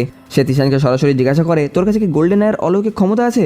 আমাদের বন্ধুত্বে কি এমন কমেছিল যে তুই আমার কাছ থেকে এটা লুকালি? তিশান তখন স্বীকার করে নেয় যে তার এই গোল্ডেন আয়ের ক্ষমতা আছে ঠিকই, কিন্তু এর বদলে সে ধীরে ধীরে সবকিছু হারিয়ে ফেলছে। সে অলরেডি তার অনেক শখের জিনিসও হারিয়ে ফেলেছে আর সে হয়তো আর মাত্র 2 বা 3 বছর বেঁচে থাকবে। এটা শুনে পার্ক বেশ ভেঙে পড়ে আর সে কথা দেয় যে তারা তিশানকে মরতে দেবে না, যেভাবেই হোক এর চিকিৎসা তারা খুঁজে বের করবে। পরের দিন তিশান যখন তার দোকান বন্ধ করে চলে যাওয়ার প্রস্তুতি নিচ্ছিল তখনই ইউবিং এসে মিস্টার নুঙ্গার সম্পর্কে একটা নতুন খবর দেয়। সে জানিয়ে যায় মিস্টার নুঙ্গা এখন ইউক্রেনে আছে। খবরটা পাওয়া মাত্রই আমাদের হিরোর দল সবাই ইউক্রেনে পৌঁছে যায়। সেখানে ফে সবাইকে ভিক্টর নামের একটা ব্যক্তির কথা বলে, যার পরিবার গত 100 বছর ধরে একটা মিউজিয়াম চালাচ্ছে। ইউক্রেনের সব বড় বড় ধনী পরিবারের দামি জিনিসপত্র সেখানেই জমা রাখে, এমনকি মিস্টার নুঙ্গারও জিনিসপত্র ওখানেই আছে। মিউজিয়ামের 100 বছর হয়ে গিয়েছে বলে ভিক্টর একটা বিশাল গ্র্যান্ড পার্টির আয়োজন করেছে, যেখানে মিস্টার নুঙ্গারও আসার কথা রয়েছে।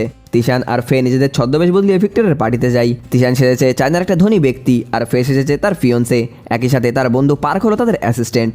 মিউজিয়ামে ঢোকার পরে তিশান একটা প্রাচীন জিনিসের খুঁটিনাটি ব্যাখ্যা করছিল, যা শুনে ভিক্টর বেশ ইমপ্রেস হয়ে যায়। ঠিক ওই সময় একজন লোক চিৎকার করে বলতে থাকে যে এই মিউজিয়ামের এই পেন্টিংটা একদম নকল। ভিক্টর খুব শান্তভাবে তাকে বুঝিয়ে বলে যে এটা অন্য একটা মিউজিয়ামে ছিল, আর সে কিছুদিন আগেই এটা নিয়ে এসছে এখানে একটা প্রদর্শনের জন্য। লোকটা শান্ত হওয়ার পরে তার নিজের কেনা দুটো পেন্টিং ভিক্টরের কাছে পরীক্ষা করতে চাই। ভিক্টর সেগুলোকে চেক করে বলে সব ঠিক আছে, কিন্তু তিশান খুঁটিয়ে দেখে বলে যে এই দুটো পেন্টিংই হলো আসলে নকল। লোকটা তখন কিছু না বলেই চুপচাপ নিজের পেন্টিংটা নিয়ে সেখান থেকে কেটে পড়ে। পিছনে তাকিয়ে ফে খেয়াল করে যে আড়াল থেকে কেউ একজন তাদের ছবি তুলছে। তিশানের জহুরি চোখ দেখে ভিক্টর তাকে নিজের অফিসে চায়ের দাওয়াত দেয়, আর উপহার হিসেবে একটা প্রাচীন ঘড়ি দিতে চাই। কিন্তু তিশান বলে আমার ঘড়ি লাগবে না, আপনি বরং মিস্টার লুঙ্গার সম্পর্কে আমাকে কিছু বলুন। কিন্তু ভিক্টর তার বন্ধুদের তথ্য দিতে সব মানা করে দেয়, আর ওদেরকে সেখান থেকে চলে যেতে বলে। তিশানরা সেখান থেকে বেরিয়ে যাওয়ার পরেই ভিক্টর মিস্টার নুঙ্গাকে ফোন করে তার ব্যাপারে সবকিছু জানিয়ে দেয়। এরপরে আমরা দেখি তিশানরা এক জায়গায় লাঞ্চ করতে যাই। সেখানে গিয়ে একদল ছেলেদের বিয়ার পার্টিতে তারা যোগ দেয়, আর খুব মদ খেয়ে তারা মাতাল হয়ে পড়ে। নেশার ঘরে তিশান যখন আবল তাবল বকছিল, তখন ফে চেষ্টা করে এই গোল্ডেনার সম্পর্কে তার মুখ থেকে কিছু বের করার, কিন্তু তিশান সেখানে এতটাই ভাট বকছিল যে আমাদের হিরোইনের তো সেখানে মাথা গরম হয়ে যায়। পরের দিন সকালে ওরা আবার মিউজিয়ামে যায়, আর ভিক্টরের কাছে একটা বিখ্যাত রুবি ডায়মন্ড দেখার দাবি করে। ভিক্টর বলে ওটা অন্য কোনো মিউজিয়ামে রাখা রয়েছে, এখন তার কাছে নেই। কিন্তু তখনই তিশান সরাসরি ভিক্টরের মুখের উপরে বলে দেয় যে আমি জানি ওটা আসলে চুরি হয়ে গিয়েছে, এই মিউজিয়ামেই নেই। তিশানের মুখে হিরেটা চুরি হয়ে যাওয়ার কথাটা ভিক্টর শুনে পুরো ঘাবড়িয়ে যায়, আর তাকে নিজের অফিসে নিয়ে আসে, কারণ এই কথাটা আজ পর্যন্ত কেউ জানে না।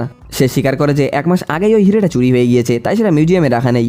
তখন তিশান ভিক্টরকে একটা অফার দেয়, যদি আমরা কাউকে কিছু না জানিয়ে আপনার ওই রুবি ডায়মন্ডটা খুঁজে দিতে পারি, তবে কি আপনি আমাদেরকে সাহায্য করবেন? ভিক্টর কিছুক্ষণ ভেবে রাজি হয়ে যায়, আর তাদের সেই জায়গাটায় নিয়ে যায় যেখান থেকে হিরেটা চুরি হয়েছিল। দেখা যায় হিরেটা সরিয়ে সেখানে একটা ফুল রেখে যাওয়া হয়েছে। ফে জায়গাটা দেখে পরীক্ষা করে বলে যে কাল এখানে একটা লোক হাঙ্গামা করতে এসেছিল, তার উপরে আমার কিছুটা সন্দেহ হচ্ছে, আর তার সাথে যে ক্যামেরাম্যানটা ছিল তার উপরেও আমার সন্দেহ হচ্ছে। তারা একটা পরিকল্পনা করে ওই লোকটাকে একটু টোপ দেওয়ার জন্য তিশান আর ভিক্টর মিলে একটা নাটক শুরু করে। তারা নকল ঝগড়া করতে থাকে যাতে সেই রহস্যময় ফটোগ্রাফারটা বেরিয়ে তাদেরকে ছবি তুলতে আসে। যখনই লোকটা ছবি তুলতে আসে অমনি ফে তাকে ধরে নেয়, কিন্তু ধাওয়া করতে গিয়ে ফে আর তিশান উল্টে একদল গুন্ডাদের খপ্পরে পড়ে যায়। গুন্ডারা তাদের বেঁধে একটা মহিলার কাছে নিয়ে যায়। সেখানে মেয়েটা আমাদের হিরোকে জিজ্ঞাসা করে সে কেন তার লোকেদের পিছন করছিল। তিশান জানায় যে এই লোকটার উপরে আমার সন্দেহ আছে যে একটা হিরে চুরি করেছে।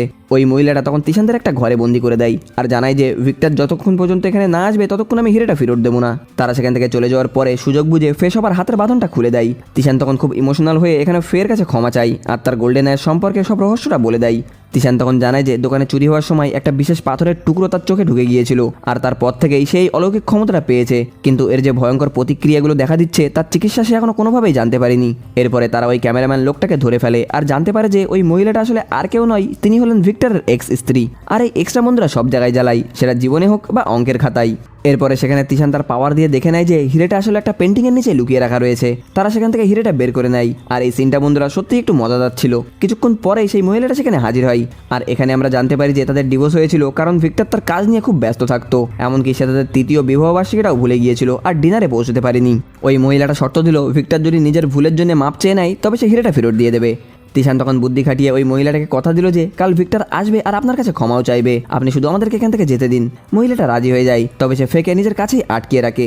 ফে ও তিশানের পরিকল্পনা মতো সেখানে থাকতে রাজি হয়ে যায়। সেখান থেকে ফিরে এসে দেখা যায় তিশান আর তার বন্ধু পার্ক মিলে ভিক্টরকে বোঝানোর চেষ্টা করছে যেন সে তার স্ত্রীর কাছে ক্ষমা চায়, কিন্তু ভিক্টর নিজের ইগো ধরে বসে থাকে আর ক্ষমা চাইতে সাফ মানা করে দেয়। পরের দিন আমরা দেখি ভিক্টর তার স্ত্রীর কাছে গিয়ে ক্ষমা চাই, আর নতুন করে তাকে আবার প্রপোজও করে। ভিক্টরের স্ত্রীও তাকে মাফ করে দেয় আর হিরেটা ফিরিয়ে দেয়। আর কি বলবো বন্ধুরা, স্বামী স্ত্রীর এই আদিক্যতার চক্করে আমাদের হিরো আর তিশানের বন্ধুদের এখানে একদম নাজেহাল অবস্থা হয়ে গিয়েছিল। যাই হোক, হিরেটা ফিরে পাওয়ার পরে তিশান ভিক্টরকে তার প্রতিশ্রুতির কথাটা মনে করিয়ে দেয়। এরপরে ভিক্টর তাদেরকে নিয়ে একটা গোপন ঘরে যায়, কিন্তু ঠিক ওই সময় ইউবিএমের সেক্রেটারি সিসিটিভি রুমে ঢুকে সিকিউরিটি গার্ডকে খতম করে দেয়।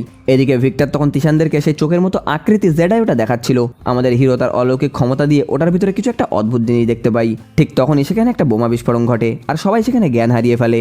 এই সুযোগে ইউবিম আর তার সেক্রেটারি মিলে রহস্যময় পাথরটা চুরি করে সেখান থেকে পালানোর চেষ্টা করছিল, কিন্তু ফে ঠিক সময় জেগে ওঠে আর তাদের সাথে জম্পেশ একটা লড়াই শুরু করে। সুযোগ বুঝে ইউবিম সেখান থেকে চম্পট দেয়। তিশান আর কামান্ডারও সাথে সাথেই তাদের পিছু নেয়। ধাওয়া করার পথে তিশানদের সাথে মিস্টার নুঙ্গা আর তার দাদুর একটা পুরনো পরিচিতির দেখা হয়ে যায়। তিশান যখন রাগে মিস্টার নুঙ্গাকে দাদুর খুনের ব্যাপারে জেরা করতে শুরু করে, নুঙ্গা বলেন যে আমি তাকে মারিনি, এখন ইউবিমকে ধরাটাই হলো সব থেকে বেশি জরুরি। সবাই মিলে ইউবিমের গাড়িটা ঘিরে ফেলে, কিন্তু ওর অ্যাসিস্ট্যান্ট নিজের গায়ে বোমা বেঁধে সবাইকে উড়িয়ে দেওয়ার হুমকি দেয় আর সেখান থেকে ইউবিমকে নিয়ে পালিয়ে যায়। পিছন থেকে মিস্টার নুঙ্গার লোকেরা সেই অ্যাসিস্ট্যান্টের হাতে গুলি করলে অ্যাসিস্ট্যান্টটা ধরা পড়ে যায়, কিন্তু গাড়িতে নিয়ে যাওয়ার সময় ধস্তাধস্তির এক পর্যায়ে সে কয়েকজনকে মেরে সেখান থেকে আবার পালিয়ে যায়। এরপর আমরা দেখি তিশান আর মিস্টার নুঙ্গার কথাবার্তা থেকে জানা যায় যে দাদুই মিস্টার নুঙ্গাকে মেসেজ করে ডেকেছিল দেখা করার জন্য, কিন্তু নুঙ্গা পৌঁছানোর আগেই দাদুকে কেউ মেরে ফেলেছিল। তিশান যখন মিস্টার নুঙ্গার বাবাকে তার দাদার মৃত্যুর জন্য দায়ী করে, নুঙ্গা সেটা মানতে চায় না। সে উল্টো জানায় আমার বাবাও কারোর হাত থেকে প্রাণ বাঁচাতে পালাচ্ছিল, আর আমার ধারণা তোমার দাদাই হয়তো আমার বাবার পিছু নিয়েছিল। এখানে মিস্টার নুঙ্গা তিশানকে একটা পুরনো গল্প শোনায়। সে বলে যে তার জন্ম হওয়ার পরে তার বাবা একটা সোনার বালতি পেয়েছিল, যেটা তাদেরকে রাতারাতি ধনী বানিয়ে দিয়েছিল, কিন্তু সময়ের সাথে সাথে তার বাবার শরীরটা খারাপ হতে শুরু করে আর তিনি ধীরে ধীরে তার সব ইন্দ্রিয় হারিয়ে ফেলে। মিস্টার নুঙ্গা মনে করে যে তিশানের দাদাই হয়তো তার বাবার কাছ থেকে গোল্ডেন আইয়ের ক্ষমতাটা কেড়ে নেওয়ার চেষ্টা করেছিল, আর তাই তার বাবা হয়তো সবসময় পালাতো। কিন্তু এখানে এদের কথাবার্তা হওয়ার পরে আমরা পরিষ্কারভাবে জানতে পারি যে এই সব কিছুর পেছনে 100% হাত ছিল কিন পরিবারের, কারণ তারা গোল্ডেন আইয়ের সম্পর্কে অনেক কিছু জানে, আর এই চোখের আকৃতির পাথরটা চুরি করার চেষ্টাও তারা একবার করেছিল। ঠিক তখনই ভিক্টর এসে একটা ভয়ঙ্কর তথ্য দেয়। সে জানায় তিশান ওই পাথরের ভেতরে আসলে যে কালো জিনিসটা দেখেছিল সেটা আসলে ব্ল্যাক ডন। এটা বাতাসের সংস্পর্শে এলেই এক ধরনের রেডিয়েশন ছড়ায়। এর মাধ্যমে মানুষ গোল্ডেন আইয়ের ক্ষমতা পায় ঠিকই, কিন্তু এর ফলে শরীরে অনেক ধরনের ক্ষতি হয়, যার চিকিৎসা আজ পর্যন্ত মানুষের দ্বারা আবিষ্কার হয়নি। মিস্টার নুঙ্গা তখন তিশানকে কিছু পুরনো গবেষণাপত্র দেয় যা তার বাবা তৈরি করেছিল। সেখানে গানসোয়ার গুহার একটা বৌদ্ধ মন্দিরের কথা বলা হয়েছে। মিস্টার নুঙ্গা তিশানকে বলে যে আমি অনেক চেষ্টা করেছি, কিন্তু এই গুহাটা কোনোভাবেই খুঁজে পাইনি। তুমি ওখানে গিয়ে দেখো, হয়তো তোমার রোগের চিকিৎসা সেখানেই মিলতে পারে, আর আমি তোমাকে সব ধরনের সাহায্য করব। কিন্তু তিশান বেরিয়ে যাওয়ার পরেই মিস্টার নুঙ্গা আর তার অ্যাসিস্ট্যান্টের কথাবার্তা থেকে আসল সত্যিটা বেরিয়ে আসে। তারা আসলে তিশানকে ব্যবহার করে গোল্ডেন আইয়ের রহস্যটা জানতে চাই আর আরও বেশি ধনী হতে চাই, অর্থাৎ মিস্টার নুঙ্গা ও তিশানের বিরুদ্ধে ষড়যন্ত্র করছে। এরপর আমরা দেখি তিশান এই সব কথাবার্তাগুলো ফে আর তার বন্ধুদেরকে জানাই। ফে তখন তাকে সতর্ক করে দেয় যে মিস্টার নুঙ্গা কিন্তু ভরসাযোগ্য মানুষ না, তাকে একদমই বিশ্বাস করা যায় না। পরের দিন আমরা দেখি ফে আর কমান্ডার মিলে ইউবিমের সেই অ্যাসিস্ট্যান্টকে ধরে ফেলেছে। জেরা করার সময় জানা যায় যে ইউবিং আসলে আঙ্কেল কিনের পালিত মেয়ে। অন্যদিকে আমরা দেখি ইউবিম আঙ্কেল কিনকে গিয়ে তিশান আর মিস্টার লুঙ্গার পরিকল্পনার ব্যাপারে সবকিছু জানিয়ে দেয়। সে জানায় যে তিশান গানসুর দিকে রওনা দিয়েছে গোল্ডেন আইয়ের আসল রহস্যটা খুঁজে বের করার জন্য। এদিকে ফে আর তিশান এক জায়গায় দাঁড়িয়ে কথা বলছিল। কথার ভিতরে ফে তাকে জানিয়ে দেয় যে ইউবিম আসলে আঙ্কেল কিনের পালিত মেয়ে, আর সে শুধু আঙ্কেল কিনের কথা মতোই কাজ করে। একই সাথে ফে এটাও জানায় যে আঙ্কেল কিন হয়তো কিমের দাদুর মৃত্যুর পেছনের কারণ হতে পারে, কিন্তু তিশান কথাটাই এত পাত্তা দেয় না। সে মনে মনে ভাবছিল আঙ্কেল কিন গোল্ডেন আই সম্পর্কে এত কিছু কিভাবে জানতে পারলো, এটা থেকে যে কোনো মূল্যে খুঁজে বের করতেই হবে। এই জেদ নিয়ে সে গানসোয়ার রহস্যময় গুহাগুলোর উদ্দেশ্যে বেরিয়ে পড়ে। গানসুতে পৌঁছানোর পরে কমান্ডার তার এক বন্ধু জংয়ের সাথে সবাইকে পরিচয় করিয়ে দেয়। জং হলো এমন একটা মানুষ যে গানসুয়ের অলিগলি সবই চেনে, কিন্তু যখনই তাকে সেই রহস্যময় গুহাগুলোর কথা জিজ্ঞাসা করা হলো, সে সাপ মানা করে দিয়ে বলল যে এখানে এমন কিছুই নেই। জংয়ের ছেলে আলী নিজে থেকেই তাদের গাইড হতে চাইলে জং ধাক্কা মেরে তাকে ভেতরে পাঠিয়ে দেয়। তিশানরা বুঝতে পারে যে জং নিশ্চয়ই কিছু একটা লুকোচ্ছে। ঘরে ফেরার পরে কমান্ডার পার্কের সাথে মজা করে বলছিল যে গুহার ভিতরে হয়তো গোল্ডেন আইয়ের রহস্যের সাথে অনেক গুপ্তধন লুকিয়ে থাকতে পারে। তখনই বাইরে থাকা আলী এই কথাগুলো শুনে ফেলে। এটা শোনার পরে সে কাউকে কিছু না বলে একাই সেই মরুঝড়ের মধ্যে দিয়ে সেই গুহাগুলো খুঁজতে বের হয়ে যায়। পরের দিন তার বাবা তাকে কোথাও না খুঁজে পেয়ে বেশ চিন্তিত হয়ে পড়ে। তখনই আমাদের হিরোর দল মিলে জাংকে সাহায্য করে সেই মরুঝড়ের মধ্যে থেকে তার ছেলেকে বাঁচিয়ে বাড়ি ফিরিয়ে নিয়ে আসতে সাহায্য করে। ছেলেকে ফিরে পেয়ে জাং তাদেরকে ধন্যবাদ জানানোর জন্য সেই গুহার ব্যাপারের আসল সত্যগুলো তাদের সামনে ফাঁস করে দেয়। জাং জানায় 24 বছর আগে এক রাতে সে আকাশে একটা বিশাল সুপারমুন বা বিশাল চাঁদ দেখতে পেয়েছিল। সেই রাতেই সে একটা গুহা খুঁজে পাই। সেখানে বুদ্ধ মূর্তি সহ আরও অনেক কার্যকলাপ ছিল, কিন্তু একটা মূর্তি স্পর্শ করতেই গুহার ভিতরে কেমন যেন একটা ভূমিকম্প শুরু হয়ে যায়, আর প্রাণ ভয়ে সে সেখান থেকে পালিয়ে আসে। তারপর থেকেই ওই গুহাটা মাটির নিচে চাপা পড়ে গিয়েছে। তিশান এখানে হিসেব করে বুঝে যায় যে ওই গুহাটা প্রতি 24 বছর পর পর একবার দেখা যায়। এর মধ্যেই আঙ্কেল দাওয়ের ফোন আসলে তিশান তাকে সবটা খুলে মেলে বলে। তখন আঙ্কেল দাও জানায় যে ওই সুপারমুন বা বড় চাঁদটা কয়েকদিনের মধ্যেই দেখা যেতে পারে। তিশান বুঝতে পারে যে আর মাত্র 1 সপ্তাহ বাকি আছে সেই চাঁদটা দেখা যাওয়ার জন্য। এদিকে দেখা যায় পার্ক আর কমান্ডার গানসের বাজারে ঘুরতে বেরিয়েছিল। সেখানে একটা ছোট ব্যবসায়ীর কাছ থেকে পার্ক একটা প্রাচীন চীনামাটির উট কিনতে চাই। কমান্ডার তাকে তিশানকে ছাড়া এইসব কেনাকাটি করতে বারণ করে, কিন্তু সে মোটেও শোনে না। ফলে যা হওয়ার তাই হলো। পুলিশ তাদের দুজনকে এই জাল জিনিস কেনা বেচার সন্দেহ হিসেবে ধরে নিয়ে গেল। শেষমেশ তিশানকে এই থানায় গিয়ে তাদের দুজনকে ছাড়িয়ে আনতে হয়। পুলিশ তখন জানায় যে ওই ব্যবসায়ীটা আসলে লোক ঠকায়। তিশান তার গোল্ডেন আই দিয়ে ওই জিনিসটা পরীক্ষা করে দেখে যে ওটা এতটাই নিখুঁতভাবে তৈরি করা যে কেউ এটা বলতেই পারবে না যে সেটা আসল কি নকল। এমনকি ওই উটের ভিতরে কারিগরি নিজের নামও লিখে রেখেছিল, যেটা তিশান ঠিকঠাক বুঝতে পারছিল না। সবটা শোনার পরে ফে তখন তিশানকে বলে যে ওই নামের সাথে হয়তো গোল্ডেনের কোনো সম্পর্ক থাকতে পারে, যেটা হয়তো শুধু তুমিই দেখতে পাচ্ছ। এই রহস্যটা ভেদ করতে তারা সবাই মিলে সেই কালো বাজারে যায়, যেখান থেকে সেই চীনামাটির উটটা তারা কিনেছিল। সেখানে গিয়ে ওরা সেই উট বিক্রেতার খোঁজ করার চেষ্টা করে, কিন্তু লোকটা ওদেরকে সেখান থেকে তাড়িয়ে দেয়। দোকান বন্ধ করে লোকটা যখন সেখান থেকে চলে যাচ্ছিল তখনই তিশানরা তাকে ধাওয়া করে, কিন্তু ওই লোকটা তার দলবল নিয়ে উল্টে তিশানদেরকেই ঘিরে ফেলে। তখনই তিশান বুদ্ধি খাটিয়ে সেই মাটির উটটা ভেঙে ফেলে তার ভিতর থেকে কারিগরের নামটা বের করে প্রমাণ করে দেয় যে এই উটটা আসলে নকল। ঠিক সময় মতো কমান্ডার পুলিশ নিয়ে সেখানে হাজির হয়। ওদিকে ইউবিং আড়ালে থেকে পুরো ঘটনাটা দেখছিল। পরের দিন তিশানরা ওই এলাকার মাফিয়া ডন বসলির সঙ্গে দেখা করতে যায়। এই লোকটাই আসলে পুরনো আমলের মূর্তিগুলো নকল বানিয়ে আসল বলে বিক্রি করে। সেখানে গিয়ে তিশান নিজেকে একজন শৌখিন সংগ্রাহক হিসেবে পরিচয় দেয় আর বলে যে তার বাবার খুব ইচ্ছা ছিল যেন সে পুরনো জিনিসপত্র জোগাড় করে, কিন্তু বসলি প্রথমে কিছুই বিক্রি করতে রাজি হয় না। তখনই ফে তাকে কোটি কোটি টাকার লোভ দেখালে সে রাজি হয়ে যায়। ঠিক ওই সময় তিশানের চোখে আবার সেই অসহ্য যন্ত্রণাটা শুরু হয়। সঙ্গে সঙ্গে ফে তখন তাকে কমান্ডারের সাথে বাড়ি পাঠিয়ে দেয়।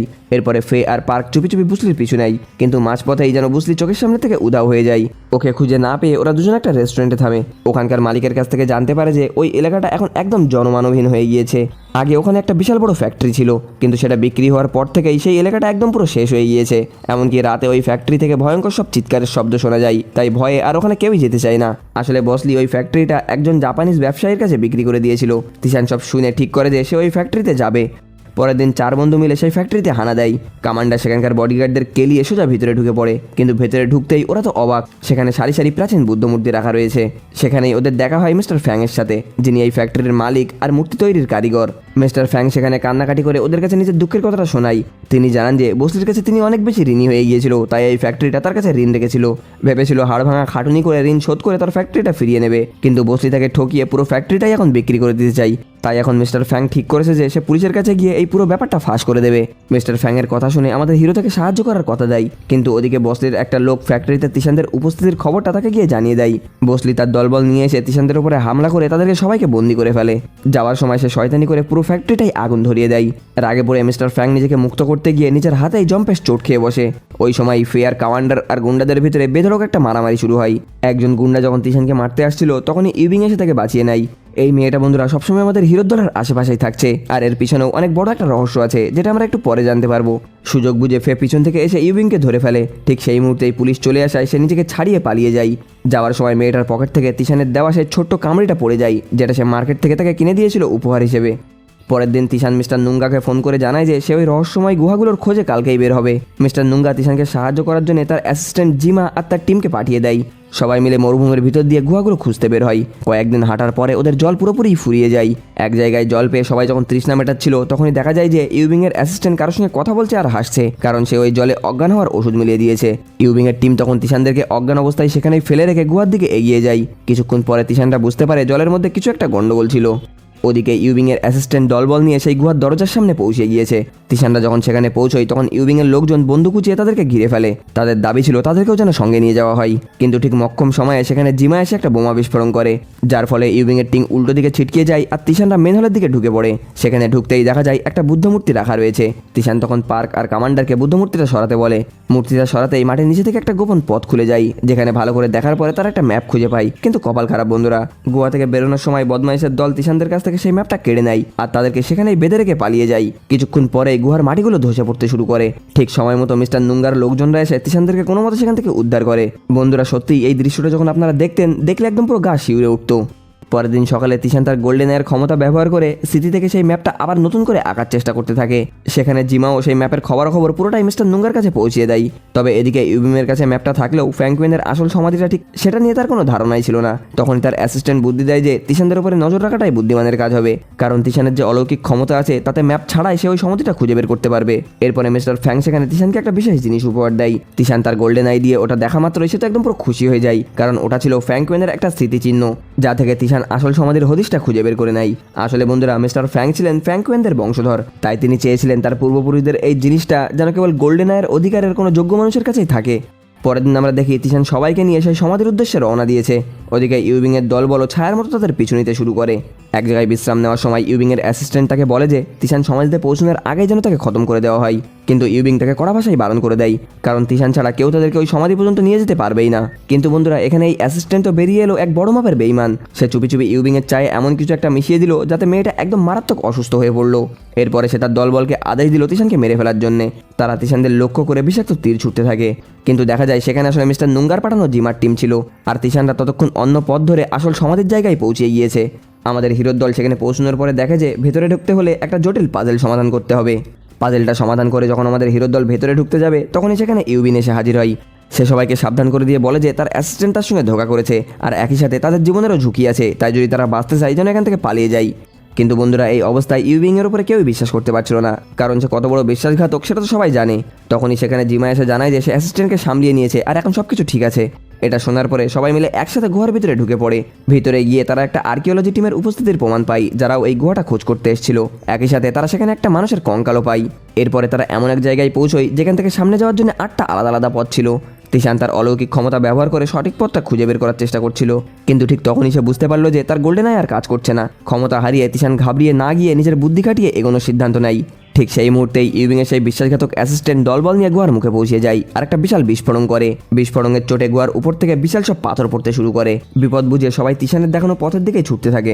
এখানে তিশান বুদ্ধি খাটিয়ে একটা নির্দিষ্ট পথে তাদের সবাইকে নিয়ে রওনা দেয়, কিন্তু ইউবিং সেই বিশ্বাসঘাতক অ্যাসিস্ট্যান্টের নজর ঘোরাতে অন্য একটা সুড়ঙ্গে ঢুকে পড়ে। ঠিক তখনই সেখানে ধস নামে আর পাথর ভেঙে পুরো সুড়ঙ্গটা বন্ধ হয়ে যায়। মনে হচ্ছিল ইউবিং আর অ্যাসিস্ট্যান্ট দুজনেই সেখানে মারা পড়েছে, কিন্তু কিছুক্ষণ পর দেখা যায় যে অ্যাসিস্ট্যান্ট আস্তে আস্তে নড়ে উঠছে, মানে সে এখনো মরিনি। এদিকে তিশান সুড়ঙ্গে ঢোকার সাথে সাথেই রাজা ফ্র্যাঙ্কওয়েনের দেখা পাই আর তার একটা বাণী শুনতে পাই। সে তাকে বলল, ভেবেছিলাম এই শক্তি ব্যবহার করে তুই জীবনের আসল সত্যিটা বুঝবি, কিন্তু তুই পারলি না। এরপরে তিশান ভেতরে ঢুকে একটা কবর খুঁজে পাই। সবাই সেখানে তিশানের দাদার কঙ্কাল খুঁজছিল, কিন্তু তারা সেখানে ফ্র্যাঙ্কওয়েনের কঙ্কাল আর খোদাই করা কিছু লেখা দেখতে পাই। সেখান থেকে জানা যায় যে ফ্র্যাঙ্কওয়েন গোল্ডেন আইয়ের প্রতিক্রিয়ায় মারা যায়নি, বরং তিনি 102 বছর পর্যন্ত বেঁচে ছিল। এখানেই আমরা একটা ফ্ল্যাশব্যাক দেখতে পাই, যেখানে দেখা যায় ফ্র্যাঙ্কওয়েনের একটা যুদ্ধের সময় আকাশ থেকে উল্কাপাত হচ্ছিল। সেই সময় একটা বজ্রপাতের সংস্পর্শে এসে আর ওই উল্কাপাতের রেডিয়েশনেই তিনি এই অলৌকিক ক্ষমতাটা পেয়েছিলেন। শুরুতে তার শরীর খারাপ হলেও পরে তিনি তার চিকিৎসা খুঁজে পেয়েছিল আর সুখী জীবনও কাটিয়েছিল। তিশান এই ঘটনাটাকে নিজের সাথে মেলাতে গিয়ে বুঝতে পারে যে তার চোখে বিঁধে থাকা সেই পাথরের টুকরো আর মেশিনের কারেন্টের শকেই হয়তো সেই ক্ষমতাটা পেয়েছে, কিন্তু ফ্র্যাঙ্কওয়েন কিভাবে সুস্থ হয়েছিল আর 102 বছর পর্যন্ত বেঁচে ছিল তার চিকিৎসার রাজ আজ পর্যন্ত রাজ রয়ে গিয়েছে, সেটা কোনো জায়গায় লেখাও নেই। এরপরে সবাই একটা গর্ত দিয়ে গুহা থেকে বেরিয়ে আসে। বাইরে আসার পর মিস্টার নুঙ্গা তিশানের সাথে ফোনে কথা বলছিল। সেখান থেকেই জানা যায় উনার বাবা ওই গুহা থেকে বেরোনোর পরে একটা পরিত্যক্ত গ্রামে গিয়ে তার বন্ধুদের একটা স্মৃতি স্থান বানিয়েছিল। একই সাথে তিনি সেখানে গিয়ে আমাদের হিরোকে সেই জায়গাটা দেখতে বলে, হয়তো সেখানে গিয়ে কিছু মূল্যবান সূত্র খুঁজে পাওয়া যাবে। ইউবিং এর মৃত্যুর খবরটাই তিশান বেশ ভেঙে পড়েছিল। তিনি মিস্টার নুঙ্গাকে অনুরোধ করে যেন তিনি কিছু লোক পাঠিয়ে সেই ধসে পড়া গুহার নিচে থেকে ইউনবিং এর মৃতদেহটা বের করে আনে। এদিকে যাওয়ার সময় কমান্ডার জিমার হাতে নিজের একটা লকেট উপহার দেয়। আসলে কমান্ডার মনে মনে জিমাকে বেশ পছন্দ করতে শুরু করেছে। ওদিকে তিশান একা বসে ইউনবিং এর কথা ভাবছিল আর প্রার্থনা করছিল যেন তার পরের জীবনটা আরো বেশি সুন্দর হয়। আঙ্কেল কিনো ইউনবিং এর মৃত্যুর খবরটা শুনে বেশ ভেঙে পড়ে। এরপর আমরা দেখতে পাই সবাই মিলে সেই পরিত্যক্ত গ্রামে পৌঁছে গিয়েছে। সেখানে যেতেই তিশান তার দাদুর পুরনো ডায়েরিটা খুঁজে পাই। ডায়েরিটা পড়তেই এক রোমাঞ্চক ফ্ল্যাশব্যাক শুরু হয়। জানা যায় তিশানের দাদা জং আর মিস্টার নুঙ্গার বাবা কিম দুজনেই সেই আর্কিওলজিস্ট টিমের প্রধান ছিলেন। ফ্র্যাঙ্কওয়েনের সমাধিতে কাজ করার সময় একটা জেনারেটর বিস্ফোরণ হওয়ার পরে একটা পাথরের টুকরো মিস্টার কিমের চোখে এসে বেঁধে। সেখান থেকেই তিনি গোল্ডেন আয়ার এই ক্ষমতা পেয়েছিল। সেই বিস্ফোরণে মাত্র 3 জন বেঁচেছিলেন, কিম, জং আর সু নামের একটা ব্যক্তি। জং তাদের দুজনকে বাঁচিয়ে এই গ্রামেই নিয়ে এসেছিল, কিন্তু ক্ষমতার লোভী হলো বড় বালাই। ওই সু নামের লোকটা কিমের গোল্ডেন আয়ার ক্ষমতা দখল করার জন্য তাকে মারার চেষ্টা করেছিল। জং তাকে কোনোভাবে আটকিয়ে কিমকে সেখান থেকে নিয়ে পালিয়ে যায়। ডায়েরি থেকে জানা যায় মোট 4টে গোল্ডেন আয়ার পাথর ছিল। একটা থেকে নুঙ্গার বাবা কিম ক্ষমতা পেয়েছিল, একটা থেকে তিশান, আর অন্য একটা মিস্টার নুঙ্গার কাছেই রয়েছে। তার মানে হলো চতুর্থ পাথরটা এখন সেই সুয়ের কাছে আছে, তাকে এখন খুঁজে বের করা খুব দরকার। এখান থেকেই আমাদের হিরো তিশান তার জীবনের আসল লক্ষ্যটা খুঁজে পায়। সে বুঝতে পারে সে এতদিন ক্ষমতার লোভে অন্ধ হয়ে শুধু বড় লোক হওয়ার পেছনেই ছুটেছে, কিন্তু এখানে তিশান বুঝে গিয়েছে যে ফ্র্যাঙ্কওয়েন আসলে সুস্থ হয়েছিল তার একটাই কারণ ছিল, কারণ সেই অতিপ্রাকৃতিক শক্তি একদম পুরোপুরিভাবে ব্যবহার করা বন্ধ করে দিয়েছিল। তিশান তখন সবার সামনে ঘোষণা করে যে সুস্থভাবে বেঁচে থাকার জন্য এই ক্ষমতার কোনো প্রয়োজনই নেই, আর সে এখন থেকে এই গোল্ডেন আই আর কোনোভাবেই ব্যবহার করবে না। কিন্তু বন্ধুরা, গল্পের আসল ধামাকা তো এখনো বাকি। যে ইয়ংবিং এর জন্য সবাই চোখের জল ফেলছে সে আসলে মরিনি। মিস্টার নুঙ্গা তাকে উদ্ধার করে হাসপাতালে ভর্তি করেছে। তবে এখানে ইউবিং একটা অনুরোধ করে তিশান যেন কোনোভাবেই না জানতে পারে যে সে বেঁচে আছে, কারণ তার মনে হচ্ছে সে তিশানের জন্য কোনো সময় ভালো কাজ করতে পারেনি, সবসময় তাকে বিপদেই ফেলেছে। ক্যাম্পে ফিরে ফে জানতে পারে যে সু আসলে কোনো আর্কিওলজিস্ট টিমের অংশই ছিল না। অন্যদিকে আমরা দেখি মিস্টার নুঙ্গা আমাদের হিরোর সাথে দেখা করতে এসছে। তিশান তার দাদুর ডায়েরিটা মিস্টার নুঙ্গাকে পড়তে দেয়। তখনই ফে তাকে ফোন করে জানায় যে সেই রহস্যময় সু আসলে আর্কিওলজিস্ট দলের কেউ ছিলই না। তিশান অবাক হয়ে মিস্টার নুঙ্গাকে জিজ্ঞাসা করে যে দলে না থাকা সত্ত্বেও ওই লোকটা কেন সেই গুহার ভিতরে ছিল। মিস্টার নুঙ্গা তখন আমাদের হিরোকে ধৈর্য ধরে ভালো করে তদন্ত করতে বলে, কিন্তু তিশান আর ধৈর্য ধরতে পারছিল না, কারণ গোল্ডেন আয়ের পাওয়ারে তার শরীর ধীরে ধীরে শেষ হয়ে যাচ্ছে। পরের দিন আমরা দেখি তিশান তার বন্ধু পার্কের সঙ্গে দেখা করতে গিয়েছে। সে এখন দিনরাত পড়াশোনা করছে শুধু এই গোল্ডেন আয়ের প্রতিক্রিয়া কমানো যায় কিভাবে সেটা জানার জন্য, কারণ সে তার বন্ধুকে কোনোভাবেই হারাতে চায় না। তিশান তাকে বলে এসব ছেড়ে তুই একটু নিজের মতো সময় কাটা। এরপরে তিশান তার গুরু আঙ্কেল দাওয়ের সঙ্গে দেখা করতে যায়। সেখানে আমাদের হিরো ওনাকে একটা আর্কিওলজিস্ট দলের পুরনো ছবি দেখায় আর বলে যে এই সুটা আসলে কি। আঙ্কেল দাও তখন তাকে বুদ্ধি দেয় যে সু হয়তো গানসোয়ার স্থায়ী কোনো গাইড ছিল যাকে হয়তো ওই দল হায়ার করেছিল। অন্যদিকে আমরা দেখি মিস্টার নুঙ্গা হাসপাতালে গিয়েছে ইউবিং এর সঙ্গে দেখা করতে। একই সাথে সে তার জন্য জাপানের একটা নতুন পরিচয়পত্র নিয়ে এসেছে। তিনি চান ইউবিং যেন কিন পরিবারের সাথে সমস্ত সম্পর্ক ছিন্ন করে দেয়। এখানে নুঙ্গা ইউবিংকে কিছু পুরনো ছবি দেখায়, যেটা দেখে ইউবিং এর ছোটবেলার কিছু কথা মনে পড়ে যায়। সেখানে কিছু গয়নারও ছবি ছিল যেগুলো ইউবিং এর বাবা নিজের হাতেই তৈরি করা ছিল। ফ্ল্যাশব্যাকে দেখা যায় ইউবিং এর বাবা আর আঙ্কেল কিন খুব ভালো বন্ধু ছিলেন, কিন্তু একদিন ইনভেস্টরদের সাথে দেখা করতে গিয়ে রহস্যজনকভাবে আঙ্কেল কিনের পায়ে গুলি লাগে আর ইউবিং এর বাবার মৃতদেহ সেখান থেকেই উদ্ধার করা হয়। ইউবিং এতদিন জানতো আঙ্কেল কিন তার বাবাকে বাঁচাতে গিয়েই হয়তো আহত হয়েছিল, আর এই ঘটনার পর থেকেই সে তাকে দত্তক নিয়ে তাকে বড় করেছে। কিন্তু মিস্টার নুঙ্গা এখানে আসল সত্যিটা ফাঁস করে দেয়। সে বলে আঙ্কেল কিন আসলে ইউবিং এর বাবাকে মেরে তার ব্যবসাটা হাতিয়ে নিয়েছিল। এখানে মিস্টার নুঙ্গা ইউবিংকে বলে যে তুমি তোমার বাবার খুনিদের খুঁজে বের করো, আর এতে যা সাহায্য লাগে আমি তোমাকে করব। পরের দিন আমরা দেখতে পাই ফে সেই রহস্যময় গাইড সুয়ের খোঁজে গানসোয়া গিয়েছে। সেখানে একজনের কাছ থেকে জানা যায় সু তার মা আর সৎ বাবার সাথে থাকতো, কিন্তু বাবার সাথে তার সম্পর্ক খুব একটা ভালো ছিল না। ছোটবেলা থেকেই গানসোয়ার মরুভূমি আর গোলকধাঁধার সম্পর্কে তার খুব ভালো অভিজ্ঞতা ছিল। সেই অভিজ্ঞতার কারণেই সে সেই আর্কিওলজিস্ট দলের সঙ্গে যোগ দিতে পেরেছিল, আর পরবর্তীতে সে একটা জেডস্টোন ফ্যাক্টরিতে যোগ দিয়েছিল। তারপর থেকে ওনার আর কোনো খোঁজ পাওয়া যায়নি। অন্যদিকে আমরা দেখি ইউবিং হাসপাতাল থেকে ছাড়া পাওয়ার পরে সেই পুরনো বডিগার্ডদের সঙ্গে দেখা করেছে, যে তার বাবার মৃত্যুর সঙ্গে তাদের সাথেই ছিল। সে থেকে জানায় যে আঙ্কেল কিম আর অন্য একটা ইনভেস্টর মিলে তার বাবাকে মারার পুরো ছক কষেছিল, আর নিজের দোষ ঢাকতেই তিনি তোমাকে দত্তক নিয়েছিল। এটা শুনে সে তো রাগে ফেটে পড়ে। এরপরে সে আঙ্কেল কিনের বাড়িতে তল্লাশি চালিয়ে নিজের বাবার সাথে একটা পুরনো ছবি খুঁজে পায়। ছবিটার পেছনে পেন্সিল দিয়ে একটা গোপন মেসেজ লেখা ছিল। তার বাবা তাকে সাবধান করেছিল যেন সে আঙ্কেল কিন আর সু এই দুইজন বিপজ্জনক লোকের কাছ থেকে দূরে থাকে। অন্যদিকে ফে এক জোড়া ছবি নিয়ে আঙ্কেল কিনকে জেরা করতে যাই।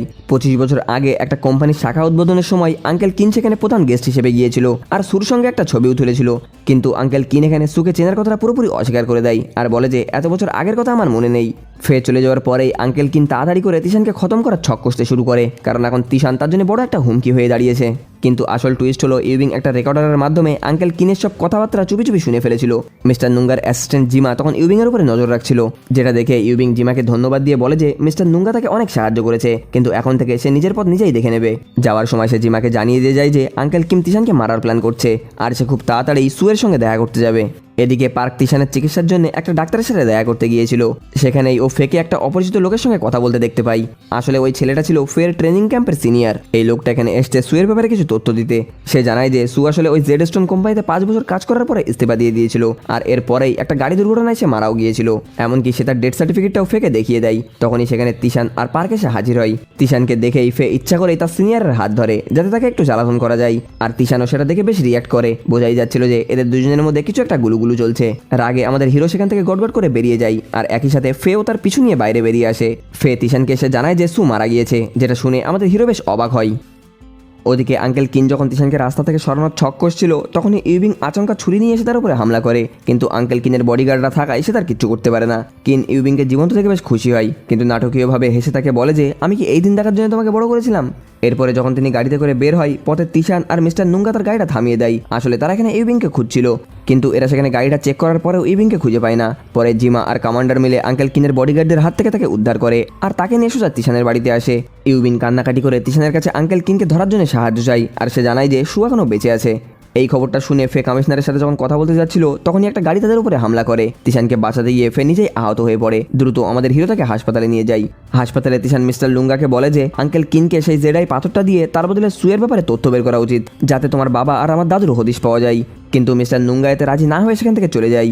এখানে ইউবিংও তখন তিশানের উপরে ভরসা করতে পারছিল না, কিন্তু পার্ক তাকে আশ্বস্ত করে বলে যে কেউ পাশে থাকুক বা না থাকুক, আমি সবসময় তোমার পাশে থাকবো। একেই বলে বন্ধুরা সত্যি বন্ধুত্ব। এরপরে মিস্টার নুঙ্গা জিমাকে বলে যে ইউবিংকে জেডাই পাথরটা দিয়ে তাকে ইউক্রেনে পাঠিয়ে দিতে, কারণ তিনি জানতেন তিশান যে কোনো মূল্যে সেই পাথরটা চুরি করে সেটাকে ব্যবহার করার চেষ্টা করবে। কিন্তু কোনো লাভ হলো না, কারণ কমান্ডার চুপি চুপি সেই গাড়িটা ফলো করে সেই জেডাই পাথরটা চুরি করে নেয়। পরের দিন তিশান আঙ্কেল কিনের কাছে গিয়ে জেডাইয়ের বিনিময়ে সুয়ের খবর জানতে চাই, কিন্তু আঙ্কেল কিন এই পাথরটার বদলেও তাকে কোনো তথ্য দিতে রাজি হলো না, কারণ সু তার কাছে সব থেকে স্পেশাল। এই সুযোগে জিমা আর ইউবিং আঙ্কেল কিনের বাড়িতে ঢুকে সিসিটিভি বন্ধ করে প্রমাণ জোগাড় করার চেষ্টা করছিল। আসলে তারা একটা স্পেশাল পেন ড্রাইভ খুঁজছিল যেখানে কোম্পানির সব কুকীর্তির রিপোর্ট আছে। তারা একটা গোপন ঘরে ঢুকে তথ্য খুঁজতে শুরু করে, কিন্তু সেখানে একটা লুকোনো ক্যামেরা ছিল। আঙ্কেল কিন সেই ক্যামেরার মাধ্যমে সবকিছু দেখে ফেলে আর আমাদের হিরোকে ধমকি দিয়ে তাকে বন্দি করে নেয়। এরপরে আঙ্কেল কিন যখন ওই পেন ড্রাইভটা বেসমেন্টে চেক করতে যায়, দেখে সেটা ওখানে নেই। তখনই ইউবিং আঙ্কেল কিনের গলায় ছুরি ধরে পেন ড্রাইভটা হাতিয়ে নেয় আর তাকে জিম্মা বানিয়ে বাইরে বেরিয়ে আসে। কিন্তু আঙ্কেল কিনের অ্যাসিস্ট্যান্ট তখনই তিশানকে ধরে নিয়ে আসে, যার ফলে ইউবিংকে বাধ্য হয়ে পেন ড্রাইভটা দিয়ে দিতে হয়। ঠিক সেই সময় ফে পুলিশ নিয়েও সেখানে হাজির হয়। তখনই আঙ্কেল কিন ফেকে আক্রমণ করে তার অ্যাসিস্ট্যান্ট সহ সেখান থেকে পালিয়ে যায়। এরপরে মিস্টার নুঙ্গা আর তিশান মিলে একটা চাল চালে। তারা জানতো আঙ্কেল কিন সেই মূল্যবান পাথরটা চুরি করার চেষ্টা করবেই। তিশান সেই মূল্যবান পাথরটা লকারে রেখে তাকে টোপ দেওয়ার চেষ্টা করে। অ্যাসিস্ট্যান্ট যখন পাথরটা চুরি করতে আসে তখন একের পর এক লক খুলতে খুলতে সেও নাজেহাল। লকটা যখন কিছুতেই খুলছিল না তখন সে বুঝতে পারে সে ধরা পড়ে যেতে পারে, তাই সে সেখান থেকে পালিয়ে যায়। এরপরে পার্ক যখন লকটা খুলে সে পাথরটা চেক করতে আসে তখনই অ্যাসিস্ট্যান্টের বাকি লোকেরা তাকে অজ্ঞান করে দিয়ে পাথরটা চুরি করে নেয় আর অ্যাসিস্ট্যান্টকে জানিয়ে দেয়। সঙ্গে সঙ্গে ফে অন্য একটা গাড়ি নিয়ে সেই অ্যাসিস্ট্যান্টের পিছু করে। আঙ্কেল কিনো তখন অ্যাসিস্ট্যান্টের সঙ্গে ফোনে কথা বলছিল। সে তাকে পুলিশের হাত থেকে বাঁচতে বাদিকের রাস্তা দিয়ে পালাতে বলে যেখানে তাদের লোকজনের থাকার কথা, কিন্তু সেখানে গাড়িটা ঘোরাতেই একটা মারাত্মক দুর্ঘটনায় তার অ্যাক্সিডেন্ট হয় আর সে গুরুতর জখম হয়ে পড়ে। মরার আগে সে ফের কাছে আঙ্কেল কিনের গোপন আস্তানার কথাটা ফাঁস করে দিয়ে যায়। বেচারা এত খাটলো কিন্তু কপালে জুটলো শেষমেশ তার মৃত্যু। ওদিকে আঙ্কেল কিন যখন পাথরটা হাতে পায় দেখা যায় ওটা আসলে নকল। এখানে আমরা বুঝতে পারি বন্ধুরা, এই পুরো জেডাইয়ের গল্পটা তিশান আর মিস্টার নুঙ্গার পাতা একটা ফাঁদ ছিল। পরের দিন আঙ্কেল কিন পালানোর আর কোনো পথ না পেয়ে আঙ্কেল দাওকে কিডন্যাপ করে আর তাকে ছাড়ার বদলে তিশানের কাছ থেকে তার দাদুর সেই ডায়েরিটা চাই যেটা সে ওই পুরনো গ্রামে পেয়েছিল। তিশান যখন ডায়েরিটা নিয়ে সেখানে পৌঁছই, ফেও পুলিশ বাহিনী নিয়ে আঙ্কেল কিনকে পুরোপুরি ঘিরে ফেলে। আঙ্কেল কিন যখন তিশানকে গুলি মারতে যাচ্ছিল তখনই আঙ্কেল দাও মধ্যখানে এসে ঝাঁপিয়ে পড়ে। ধস্তাধস্তির এক পর্যায়ে আঙ্কেল কিনের গুলি লাগে। কিন যখন প্রায় মরার মুখে তখন ইউবিম খুব কান্নাকাটি করছিল, কারণ আর যাই হোক এই লোকটাকেই তো সে বাবা বলে ডেকে এসছে। কিন্তু বন্ধুরা, গল্পের আসল টুইস্ট হলো এরপরে ইউবিং আঙ্কেল কিনের লাঠির ভিতরে একটা গোপন রেকর্ডার খুঁজে পাই, যেটা শোনার পরে সিরিজটা দেখার সময় আমিও বেশ থমকে গিয়েছিলাম। জানা যায় আঙ্কেল দাও মানে আমাদের হিরোর গুরুই হলো সেই রহস্যময় সু, অর্থাৎ দাদুর খুনের পেছনে আঙ্কেল কিনের চেয়েও বড় হাত ছিল এই আঙ্কেল দাওয়ের। পরের দিন আমাদের হিরো আর ফে এক জায়গায় বসে কথা বলছিল। সেখানে ওর মনে খটকা লাগে আঙ্কেল কিনের মতো এত সাবধানী লোক এত সহজে ধরা পড়লো কিভাবে। সবাই মিলে অনুমান করার চেষ্টা করছিল আঙ্কেল কিন কেন ওই ডায়েরিটা চাইছিল আর জেডাইয়ের পাথরের বদলে কেনই বা সেই ডায়েরিটার উপরে তার এত টান ছিল। এখানে ফে বুঝতে পারে এই পুরোটাই আসলে আঙ্কেল দাও অর্থাৎ সেই রহস্যময় সুয়ের মাস্টার প্ল্যান ছিল। এরপরে আমরা দেখি তিশান ইউবিংয়ের সঙ্গে দেখা করতে গিয়েছে। সেখানে ইউবিং তাকে সব রেকর্ডিংগুলো শুনিয়ে দেয়। জানা যায় আঙ্কেল দাও ডায়েরিটা হাতানোর জন্যই নিজেকে কিডন্যাপ হওয়ানোর নাটক করিয়েছিল। নিজের আদর্শ আঙ্কেলের এই ধরনের রূপ দেখে তিশান পুরোপুরি ভেঙে পড়ে। এরপরে ইউবিং পুলিশের কাছে সারেন্ডার করার কথা বলে সেখান থেকে বিদায় নেয়। তিশান এইসব কথা জানার পরে কিছুই বুঝতে পারছিল না। সে প্রায় পাগলের মতো হয়ে আঙ্কেল দাওয়ের বাড়িতে যায়, কিন্তু দেখা যায় তিনি উধাও। সেখানে রাখা একটা ছুরির উপরে তিশান যখন তার গোল্ডেন আইয়ের ক্ষমতা ব্যবহার করে তখন তার পায়ের নিচের থেকে মাটি সরে যাচ্ছিল। সে দেখতে পায় এই ছুরি দিয়েই আঙ্কেল দাও তার দাদুকে খুন করেছে। বিশ্বাসের শেষ বিন্দুটাও এখানে এখন তার ধুলোয় মিশে গেল। ফে সেখানে পৌঁছানোর পরে তিশান তাকে সব সত্যিটা খুলে বলে, যেটা শোনার পরে ফেও সেখানে জমে যায়। পরের দিন তিশান আবার ইউবিনের বাড়িতে যায়। সেখানে সে একটা সরি নোট আর তার নিজের হাতে বানানো একটা ছবি সহ একটা উপহার পায়। চিঠিটা পড়ে তিশান বেশ ইমোশনাল হয়ে পড়ে। এরপর সবাই যখন একসাথে বসেছিল তখনই জানা যায় আঙ্কেল দাও বর্তমানে ইউক্রেনে আছে। ফে এই খবরটা সবাইকে দিলে তিশানরা আবার ইউক্রেনের দিকে রওনা দেয়, কিন্তু দুশ্চিন্তায় তিশানের শরীরটা আবার খারাপ হতে শুরু করে। ইউক্রেনে গিয়ে ভিক্টরের কাছ থেকে জানা যায় আঙ্কেল দাও সেখানকার লোন কোয়েন নামের একটা মাফিয়া ডনের সাথে হাত মিলিয়েছে। এই লোন কোয়েন স্থায়ী পুলিশ আর মাফিয়াদের সাথে মিলে প্রাচীন জিনিসের স্মাগলিং করে। আঙ্কেল দাও এখন ভিক্টরের বাড়ি আর মিউজিয়ামের উপরে কড়া নজর রাখছে, কারণ তার লক্ষ্য সেই মূল্যবান জেডাই পাথরটা চুরি করার। এর মধ্যেই আঙ্কেল দাও তিশানকে একা একটা হোটেলে দেখা করতে ডাকে। তিশান সেখানে যাওয়ার পথে দুজন লোক তাকে কিডন্যাপ করার চেষ্টা করে, কিন্তু ফে আর কমান্ডার ঠিক সময় মতো পৌঁছিয়ে তাকে বাঁচিয়ে নেয়। ভিক্টর বুঝতে পারে তিশানের প্রাণ এখন মারাত্মক বিপদে, তাই সে তিশানকে কিছুদিনের জন্য আন্ডারগ্রাউন্ডে চলে যাওয়ার পরামর্শ দেয়। কমান্ডার তখন তিশান আর সবাইকে নিয়ে শহরের একটা গোপন আস্তানায় গিয়ে আন্ডারগ্রাউন্ড হয়ে যায়। কয়েকদিন পর জিমা যখন তিশানের সাথে দেখা করতে যায়, ওর বাড়ির বাইরে কিছু অজানা লোক ঘুরঘুর করছিল। তিশান তাদের ধরার জন্য বাইরে বেরোলেই ওই লোকগুলো তাকে ঘিরে ফেলে। ফে আর জিমা মিলে তাদের বেশ কয়েকজনকে কুপঘাত করে দিলেও তারা সংখ্যায় অনেক বেশি ছিল, ফলে তারা পেরে উঠল না আর তিশানকে কিডন্যাপ করে আঙ্কেল দাওয়ের কাছে নিয়ে যাওয়া হয়। সেখানে যাওয়ার পর আঙ্কেল দাও নিজের মুখেই সব অপরাধগুলো স্বীকার করে নেয়। তিনি জানান যে দাদুকে তিনি নিজের হাতেই খুন করেছে, কারণ দাদু তার পরিকল্পনায় বাধা দিচ্ছিল। এমনকি আঙ্কেল কিনকেও তিনিই সরিয়ে দিয়েছে। আঙ্কেল দাও জানালেন গল্পের শুরু থেকেই তিনি গোল্ডেন আইয়ের ক্ষমতা চেয়েছিলেন, যার কারণে তিনি ওই গুহার ভিতর থেকে একটা জেডাইও চুরি করে নিয়েছিল। কিন্তু মাঝখান থেকে তিশান গল্পের সেই শুরুর দুর্ঘটনার কারণে এই ক্ষমতাটা পেয়ে যায়। এখানে আঙ্কেল দাও তার জীবনের করুণ ইতিহাসের কথা বলে তিশানকে বোঝানোর চেষ্টা করে যে কেন তিনি এত বড় লোক হতে চাই। আর সব থেকে বড় ধাক্কা লাগে যখন দেখা যায় মিস্টার নুঙ্গার অ্যাসিস্ট্যান্ট জিমাও আসলে আঙ্কেল দাওয়ের সাথে হাত মিলিয়েছে। এটা তো সত্যি বন্ধুরা, ক্ষমতা আর পয়সার লোভে সবাই থাকে। তিশানের কিডন্যাপ হওয়ার খবর পেয়ে সবাই বেশ অস্থির হয়ে পড়ে। কমান্ডার খবর নিয়ে আসে যে আঙ্কেল দাও তার পরিচিত একজন নিউরোলজিস্ট ডাক্তারের সাথে দেখা করেছে। তার মানে তিশানের মস্তিষ্কের উপরে তিনি কোনো ভয়ঙ্কর পরীক্ষা করতে চলেছে। সঙ্গে সঙ্গেই ভিক্টর আর পার্ক সেই ডাক্তারের খোঁজে বেরিয়ে যায়। কিছুক্ষণের মধ্যেই তারা জানতে পারে যে ওই ডাক্তার ছুটি নিয়ে আঙ্কেল দাওয়ের গোপন আস্তানায় কাজ করছে। আঙ্কেল দাও চীন থেকে আনা কিছু প্রাচীন জিনিস বড় বড় ব্যবসায়ীর কাছে বিক্রি করার ধান্দা করছিল। সেখানেই জানা যায় আঙ্কেল দাওয়ের কাছে আগে থেকে চতুর্থ পাথরটা ছিল, আর এখন তিনি তিশানের কাছ থেকে তৃতীয় পাথরটাও হাতাতে চাই। সেখানেই মাফিয়া ডন লোন কুয়ান তিশানের কাছে একটা নেকলেস নিয়ে আসে তার গুণগুণ জানার জন্য। আসলে সে পরীক্ষা করতে চাই তিশানের কাছে আদৌ সেই শক্তিটা আছে কিনা। তিশানও তার ক্ষমতা দিয়ে ওই নেকলেসটার ব্যাপারে খুঁটিনাটি সব তথ্যগুলো জানিয়ে দেয়, যাতে করে তারও বিশ্বাস হয়ে যায় আমাদের হিরোর কাছে আসলেই এই ক্ষমতাটা আছে। ওদিকে ভিক্টরের থেকে লোন কুয়েনের হদিশ পেয়ে ফে একটা দুর্দান্ত প্ল্যান তৈরি করে। সে মাঝপথেই লোন কুয়েনকে ঘিরে ফেলে তাকে প্রস্তাব দেয় যে আমরা জেডাই পাথরের বিনিময়ে তিশানকে ফেরত চাই। এটা শুনে লোন কুয়েন সঙ্গে সঙ্গে রাজি হয়ে যায়। পরের দিন ফে আর কমান্ডার তিশানের সঙ্গে দেখা করতে যায়, কিন্তু আঙ্কেল দাও শুধু ফেকে ভিতরে ঢুকতে দেয়। তিশান এখানে চুপি চুপি ফেকে ইশারা করে জানায় যে বেঞ্চের নিচে একটা রেকর্ডার লাগানো আছে। ফে একটু বুদ্ধি কাটিয়ে একটা চুইংগামের সাহায্যে সেই রেকর্ডারটা নষ্ট করে দেয়। এরপরে সে তিশানকে জানায় যে আমরা নকল পাথর দিয়ে নাটক করব, সেই সুযোগে তুমি কমান্ডারের সাথে বেরিয়ে যাবা।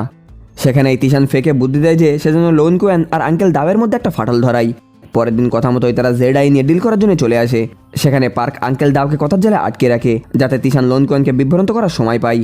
তিশান লোন কুয়েনকে বলে আঙ্কেল দাও কিন্তু তোমাকে শুধু ব্যবহার করছে। চীন থেকে তোমার সব মালপত্র যেগুলো আসছিল সব কিন্তু বরজপ্ত হয়ে গিয়েছে।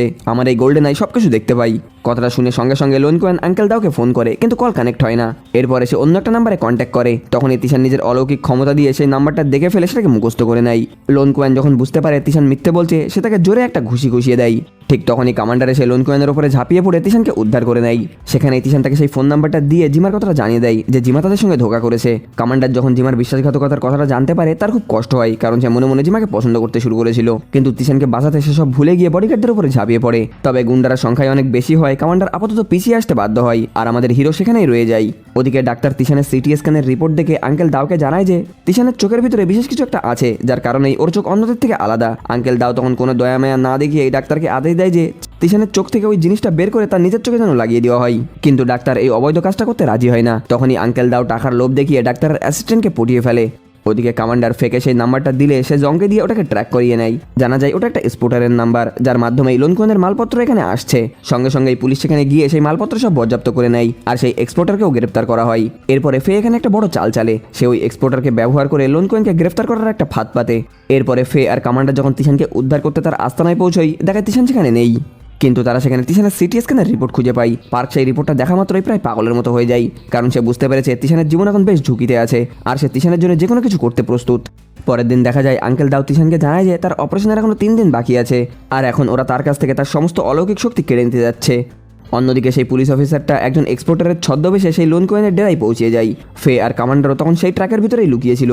কিছুক্ষণের মধ্যেই ফের টিমের সঙ্গে আর লোন কুয়েনের লোকজনদের সঙ্গে একটা মারাত্মক মারামারি শুরু হয়ে যায়। লোন কুয়েন যখন পালানোর চেষ্টা করছিল, তখনই ফে তাকে গুলি করে ধরে ফেলে আর তিশানের আস্তানার ঠিকানা জানতে চাই।